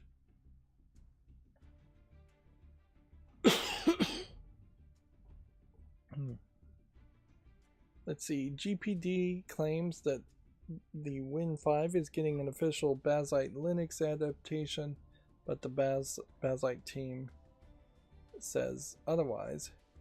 Quote here's, nope, GPD lied to you, sorry. We don't officially work with anyone. We make hardware work, and that's it. I have no recent contact from them. So yeah, this is half the standard Chinese company is totally willing to lie to people, and half maybe a translation issue, and that they were saying it's going to get a Bazzite Linux adaptation that they are working on, but it would be an unofficial Bazzite Linux, not something using Bazzite. That's one of the reasons why some of these projects have to trademark the name of their company, even if it is completely public and open source, is that just trademarking Bazzite prevents companies from claiming to be the official Bazzite Linux build. And for open source developers, most people that are doing it right will fork a project and give it a different name, even if it's only slightly different. We've had similar problems in the past with Streamlabs trying to label itself as OBS Streamlabs and basically confuse people and steal market away from people using OBS. Even if Streamlabs is a fork of OBS, it's not OBS, and there does need to be a more obvious distinction. Moving on, Vulkan 1.4.340 released with new extension to improve DirectX performance on Linux. And then you can get some Just Cause game complete collection in the Humble Bundle, which I guess is Just Cause 1, 2, 3, and 4 and DLC. Just Cause is another one of those game series that may not really be worth playing. Just Cause 4 Reloaded, you can see here, is mixed. Apparently Steam doesn't have any listings, or they didn't have any links to the Steam pages for the other 3 games. Let's see. Nexus Mod says they are committed to supporting Vortex on SteamOS Linux. After canceling the newer Nexus Mod app that had Linux support. I'll leave it at that. Here's Just Cause 3. I already own it. Apparently. Must have gotten it really cheap. Then Ubisoft implementing a cost reduction, restructuring, and canceling various games and closing studios. Notice how gaming on Linux has really squeezed all that information down to a nice short paragraph. That probably took a lot more work than most are willing to do. Here's Just Cause 2, also in my library. Rated very positively. Let's see. Valve has tweaked accessibility categories and released a new Steam update with controller improvements and a new beta UI. They're renaming playable without timed input to playable without QuickTime events, which is how most people would think of timed input is QuickTime events. They're adding a new tag under the input category called playable at your own pace. The idea here is the games don't involve any action or timing based, i.e. most visual novels, turn-based games, etc. Adding a new tag under the visual category, playable without vision. There are a few games specifically designed for visually impaired players and others with good screen reader support, i.e. some visual novels. This new tag will help visually impaired players find these games. I imagine these games and these tags will be great and helpful, but I bet there's never going to be playable without vision fests, where games get more sales and promotions by being at a fest. That being said, you may just see visually impaired players coming to Steam more and playing more games and buying more games overall with a tag like this. Of course, these are accessibility features you have to really bake into your game design, because it's not going to be an easy transition to make something playable without vision. And I'd like to delve deeper into the screen reader compatibility element too, as far as, is there some kind of API out there to make a program work with a screen reader, or are you just putting in a good font that the screen reader can read? I know in web pages, screen readers have metadata encoded into them for screen readers if you bother to put in that metadata. Most pages probably don't, but I don't think you can just make a visual novel game on Steam that is launching a web page and has HTML style metadata for screen readers built in. But yeah, Steam may have a whole API for it that I'm just unaware of. And then they add a new tag under visual category called contrast controls. This isn't the same thing as color alternatives, which is mostly focused for colorblind option. This reflects letting you to adjust the contrast, enable a dark mode, etc. And then Steam Client Beta UI is probably going to make some minimal visual changes. So you can now filter by language and accessibility features and searching the library.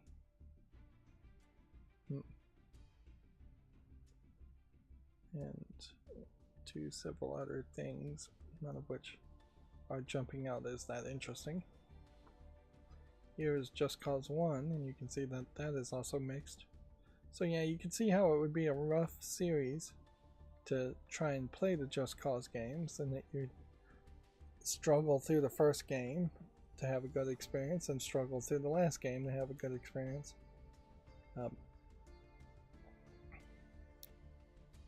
Let's see. Moving on, the narrative-heavy horror platformer Love Eternal looks fantastic and arrives February 19th. I think we already put that on the follow list. Does look like it might be interesting. Why this doesn't have a checkbox, I don't know. Yeah. I really need to get back to working on some of this coding stuff. But if I start trying to do any scheduling or coding, that is definitely going to slow me down as far as cleaning and decluttering, which is my main focus at the moment.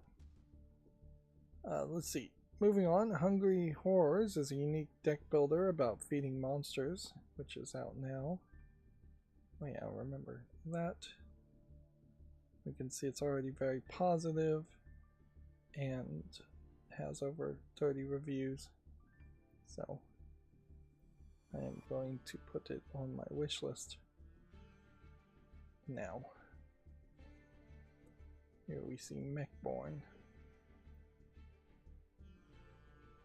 Also. And that was it for gaming on Linux. That brings us to GameDeveloper.com. Recently, we have had more GameDeveloper.com articles. And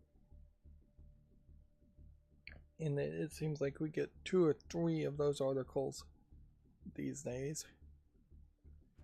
Let's see. Congress members voiced, quote, serious concern over a Saudi-led EA buyout. The proposed acquisition would place EA under the privately ownership of investors, including the Saudi Sovereign Wealth Fund.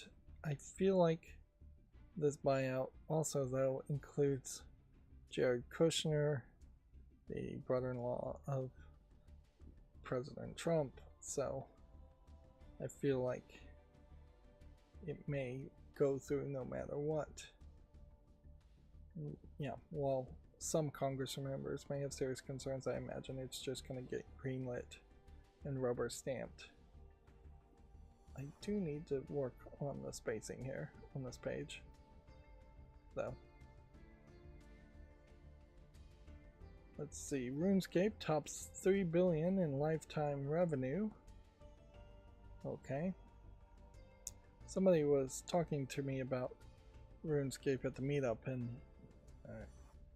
didn't really pay too much attention to what they were saying, and they're trying to convince me to play RuneScape, and RuneScape to me looks very much like an old school World of Warcraft type game that would require way too much time and probably way too many people working together for me to ever want to put any effort in it. Plus, I know RuneScape is pretty popular already, so what more can I add by playing a game like that, reviewing a game like that?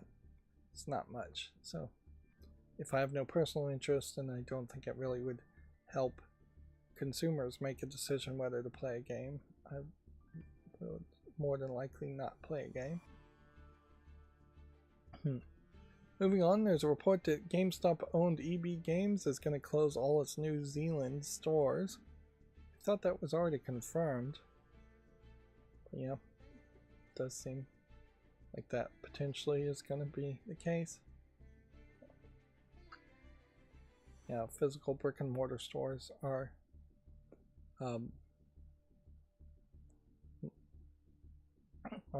pretty much dying out. There's an update to the Payday developer Starbreeze, pushing ahead with a new wave of layoffs. Starbreeze has now confirmed the layoffs in a post on the company's LinkedIn page. Which, yeah, that's not really much of an update, is it? Wildgate developer Moonshot Games also confirms the layoffs. Game developer bringing us down, certainly, with layoffs, but yeah, they're happening. I wouldn't be surprised if there's a huge wave of layoffs on Ubisoft in the next couple of weeks, considering how their share prices just fell. And the stock market loves when you lay people off or fire people. Usually they love it, at least. Belfast XR Festival launches with 200,000 Great Britain pounds fund to support emerging XR developers. That's AR and VR developers. And then there's an exclusive that 1SP agency acquires the gaming event network from Meet to Match. I don't know either of these companies, but yeah. Yeah, Meet to Match might sound like an interesting thing. It's a matchmaking and event platform for business to business, which is a little weird. Alright, well, I guess I'll leave it at that. Meet to Match is used by over 60 international video game events to connect game industry professionals with their peers. So yeah, that might be useful information if you're trying to meet other game developers and meet actual game developers and not just people who are claiming to be game developers but actually have never released a game or have little chance of releasing a game. Alright, that brings us to all the new games on Steam. Again, we are going late and going long, so let's just quickly go through everything on Steam. A normal thing, when I swipe like this, I'm moving to the tab, to the next tab. When I put something on the follow list, I'm actually interested in it. If I'm moving to the next tab, it's because I'm leaving the tab open to make a YouTube short on it. This is a weird mahjong game. Weird looking mahjong game. And if I happen to find something that either I've already put on the follow list and have a checkbox by, or just don't care about, I will swipe down to close the tabs. Yeah. Let's see. Increasingly, as we get further from the new year, it feels like there's higher and higher chances of games actually being worth checking out. And this is a parody of Pressure Washing Simulator, name confusion game.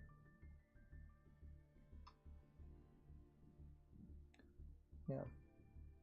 It's been a while since we've had a ridiculously stupid full motion video game released on Steam. Yeah, as these streams go on, it does also exhaust me, so I tend to put more on the pull list than I really think it should be. I thought this was a side-scrolling beat-em-up game, but no, it's more of a early PlayStation 1 looking 3D beat-em-up game. And yeah, that definitely looks old. I was expecting it to not be that pixely. Maybe there's an argument for a remaster for a game like this, but also I don't think it's a well-known enough game to really need deserve a remaster. It wouldn't sell enough. This may still be the case where you have old games like this and the best you can do is re-release them, probably through some kind of emulation, and then hope that maybe they go and sell way more than they likely will to then get somebody to fund a full remake or at least remaster. But I don't think that's going to happen here. If this was even a slightly popular game, I would recognize these elements, and I don't recognize any of it at all. It's being published by Limited Run Games, but this Implicit Conversions company I've never heard of.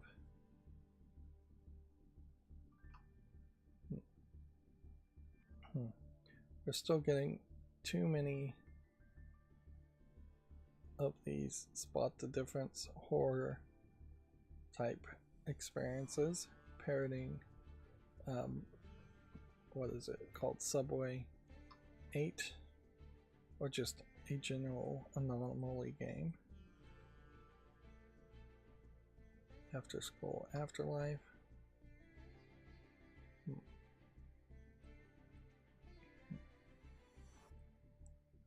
Yeah.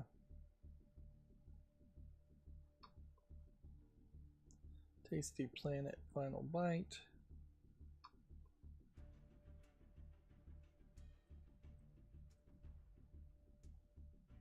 Cursed Presence doesn't look that much. We may be at a point, as far as horror games go, where because the visuals look so polished, even when it is a terrible asset flip game, it may just be the point where we are going to no longer be able to, so it's like an asset flip adult game, yeah,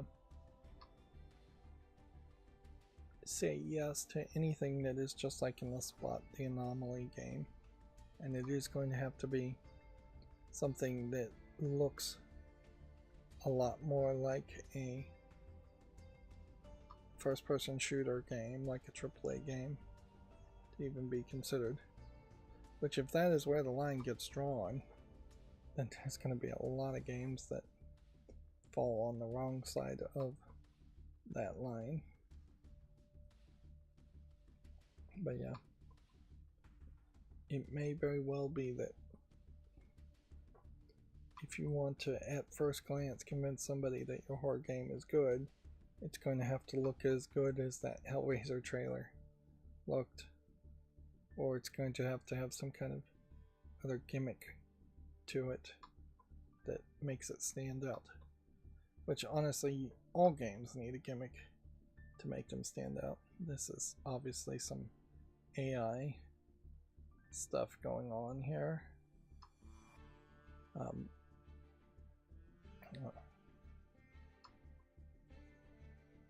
It's still crazy to me that we don't get any kind of like large amounts of Link's Awakening style adventure games. Could you make a horror Link's Awakening? Sure. You'd have to be very creative about it, though. Yeah, I could see you going from dungeon to dungeon, and then there being some horrific monster you have to defeat at each dungeon, and you getting some kind of horrific item. It wouldn't be too much different from the it wouldn't be too different from this. It wouldn't be too much different though from what is it? What is the game? Blasphemy, I think, might be the name of the game. Yeah, this is, I would have given a chance to, but it's already mixed reviewed. I saw another story on Reddit. It doesn't have anything to do with video games. The person who claimed that they lost a hard drive with a Bitcoin wallet on it worth like $210 million or something, and has been trying to get into this trash this trash dump to find it for years, has claimed that they've given up. Now notice I'm saying claimed because as I was scrolling down Reddit, there is a accusation being made that sounds believable, in that the person literally just made up the story and they never had mined any bitcoins at all, and that there are just no bitcoins on the register, no bitcoin wallets that line up to the dates that he claimed he lost the bitcoins that have been inactive, or that have the amount of bitcoins. The claim that's being said there is that his claim was that he mined 7.5 bitcoins in the 1990s. There are no wallets with 7.5 bitcoins that were mined on the register. There is one account that is 8 bitcoins, but it also was created after the fact. And so, yeah. There was also some kind of scam coin that he tried to promote at one point. So the whole story seems like it was just made up, which would be yet another example of how local news gets bored and loves to just repeat, without verifying any facts at all, claims and stories, even if they're wrong. The great one of that is the lady getting burnt by the McDonald's coffee story, where everybody got it wrong because McDonald's literally hired a company to slander her and misconstrue the narrative. And it seems like only now, decades later, there's some form of effort, whether it's a natural effort or some other kind of effort, to tell the story, tell the facts in that story. This is an interesting idea. Goth vampire girl in a Diablo-like game. Yeah. If I could make games, if I could really pay attention to them, I would like to make a Diablo 2 game, but that is way, way too ambitious. And here we have what is one of these Chinese adult games that may not have any adult content due to censorship, but still probably wouldn't be considered YouTube family friendly. Here we have a game called Failed Game Developer, which doesn't look like anything. This is an interesting way to present a card game, having people sit around a round table. I am fairly certain that several of the stories from 50 to 100 years ago that newspapers reported on were straight made up by the newspaper writers. I don't know if maybe the editor-in-chief didn't know in some cases, or did know in some cases, but there are definitely, I think, just slow news days where they would make up stories, often for no good reason, sometimes because they were trying to push some kind of agenda. Obviously, if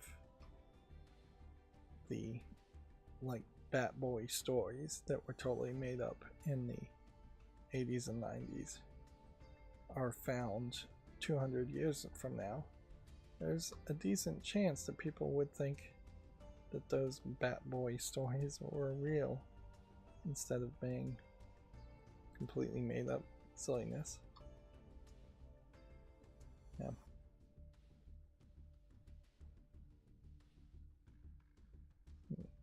And yeah, fictional stories like Twilight, for instance, could be thought of as being real in the future if enough time passes. video games in particular might be thought of as being recordings of real events if all you have is like one YouTube video showing a video game footage from 400 years in the past.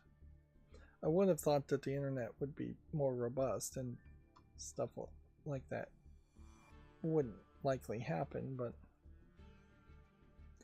yeah, I don't think that is guaranteed to really be a thing.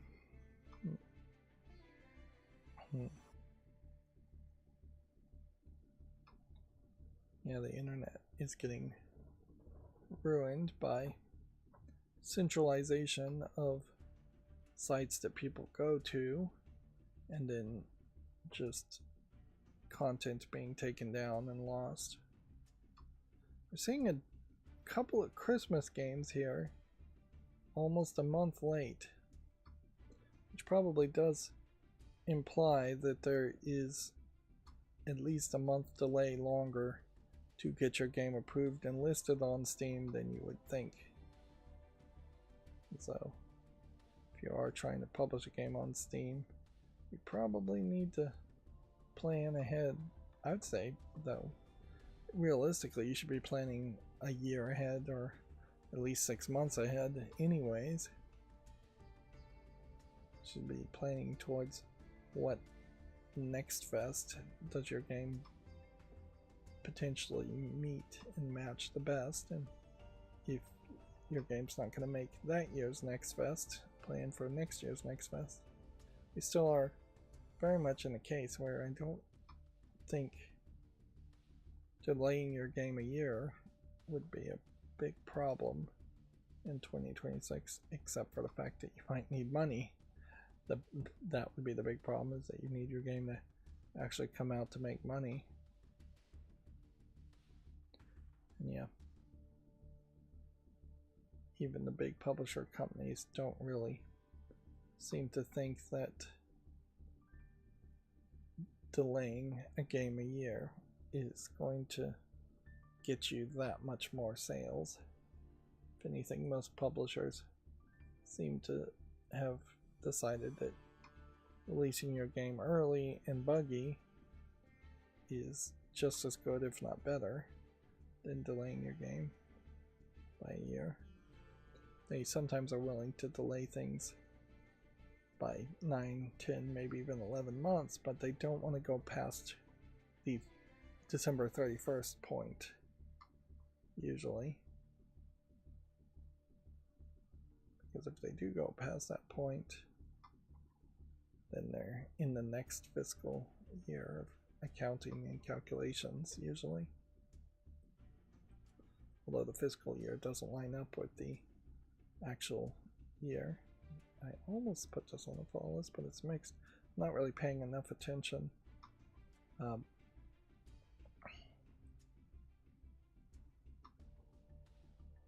I'm just trying to rush through all of this fairly quickly.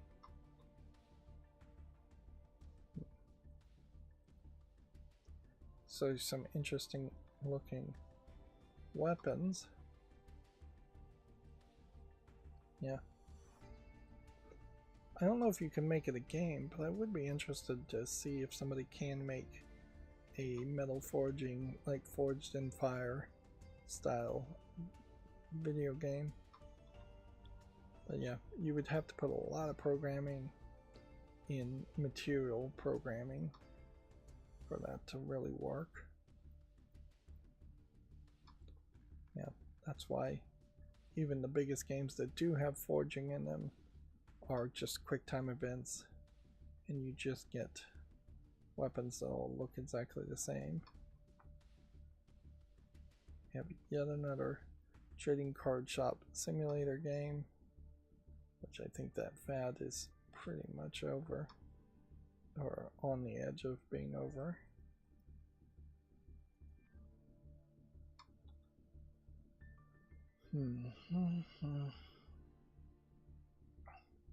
This might be a inventory management game It's way better than the one I played. Yeah. In fact, there might be several of those types of games. There's a Balatro inspired 21 game, which would probably be easier to play. Here we have an interesting looking game, but it doesn't support English. Yeah, called Lament. Lament is a song, I believe. A sorrowful song. Song of misery. Though maybe it's not a song. Might just be a sentiment of sorrowfulness or misery.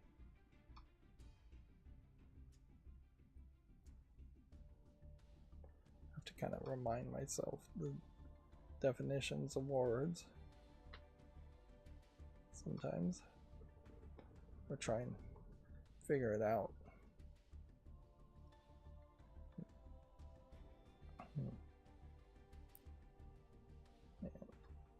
And I am just hoping that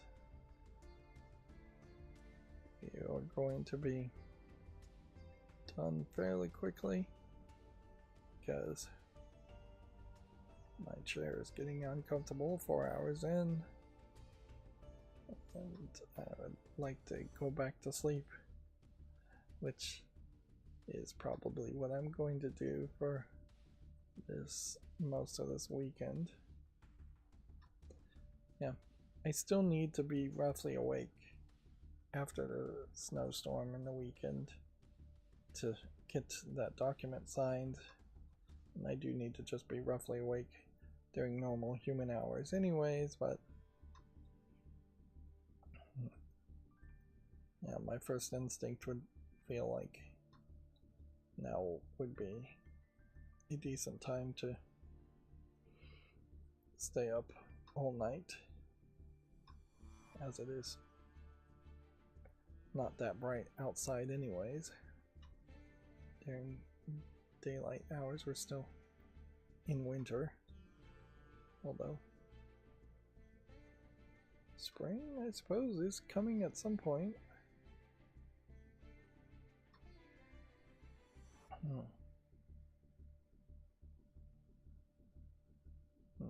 Perhaps disconnected art there. It's interesting, it has other languages, but then doesn't have any other language support.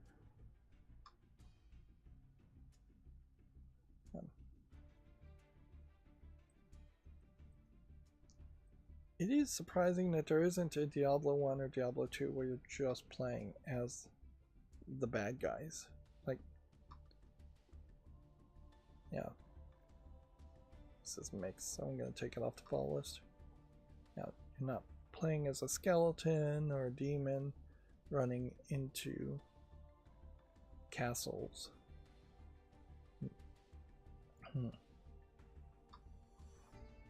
Which, yeah. Dungeon Keeper is kind of that idea, but in Dungeon Keeper you're still running a dungeon and staying in a dungeon. You're not attacking a dungeon and cleaning it out of enemies. So if you were to flip the script and you're playing as a demon attacking humans, the dungeons would have to be just either giant cities or castles, which castles would be too repetitive, so it would have to be cities, which means instead of using simplistic walls and cave walls to turn a city into what would be more of a maze-like environment, you're going to have to use environmental destruction, which, yeah, that wouldn't be too hard. It would just be a lot of creativity in the tile sets and the room sets. Again, it would take just a lot of budget. Certainly.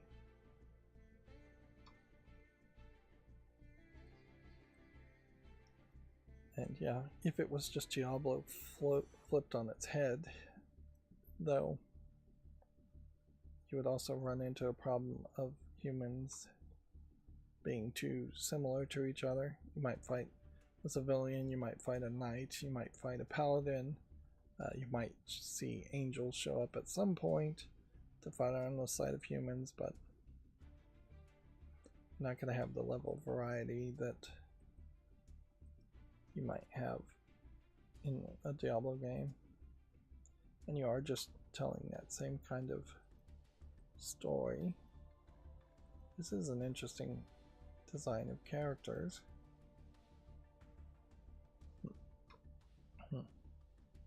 No, I think you could do it. It just, I would rather see Blizzard do it. I'd rather see the funding of Microsoft go behind something like that. The boy kisser. Interesting. Instead of fighting, you're fighting off romantic interest, it looks like.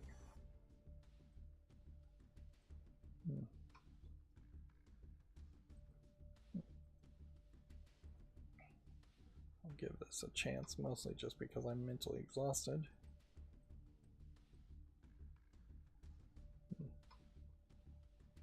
Yeah, at the gaming meetup, someone asked me about a game that I played relatively recently ago. It was probably 6 months ago, and at the time I couldn't even remember what I did in that game or what the game was about. And it's like, I've since kind of thought about it, and I kind of know that it was a puzzle game, Machine X, but I really still don't remember too much about it. It really is just in one ear and out the other when I cover games. And that's a big reason why I want to maintain my YouTube channel and not get it deleted and record my gameplay, because honestly I am forgetting things fairly commonly.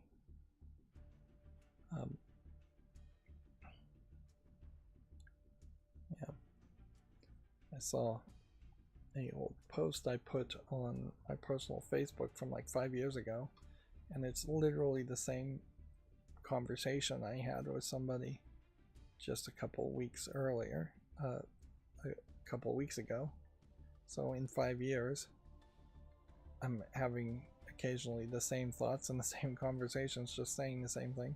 And I don't think I'm particularly even unique in that. I think that is fairly common for people to repeat themselves over the years, but also just in the same conversations. I generally think people repeat themselves sometimes 2 or 3 times, even in the same breath.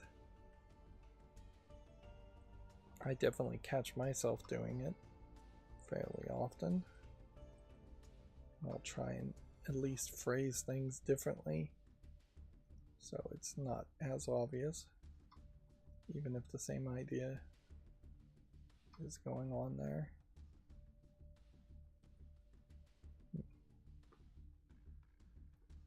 Playing as a piece of paper. Interesting thought. Piece of paper that could fold into different shapes and move in different ways because of being in different shapes. And like I say it every time, this follow-less cleanup system I'm using right now really isn't motivating me to actually look at old games. And it is right at the end of the stream, so it's not ever really a case where I want to look at it too much. Alright, well, that's going to be it for the end of this stream. As always, I ask you to like, share, subscribe, comment, and keep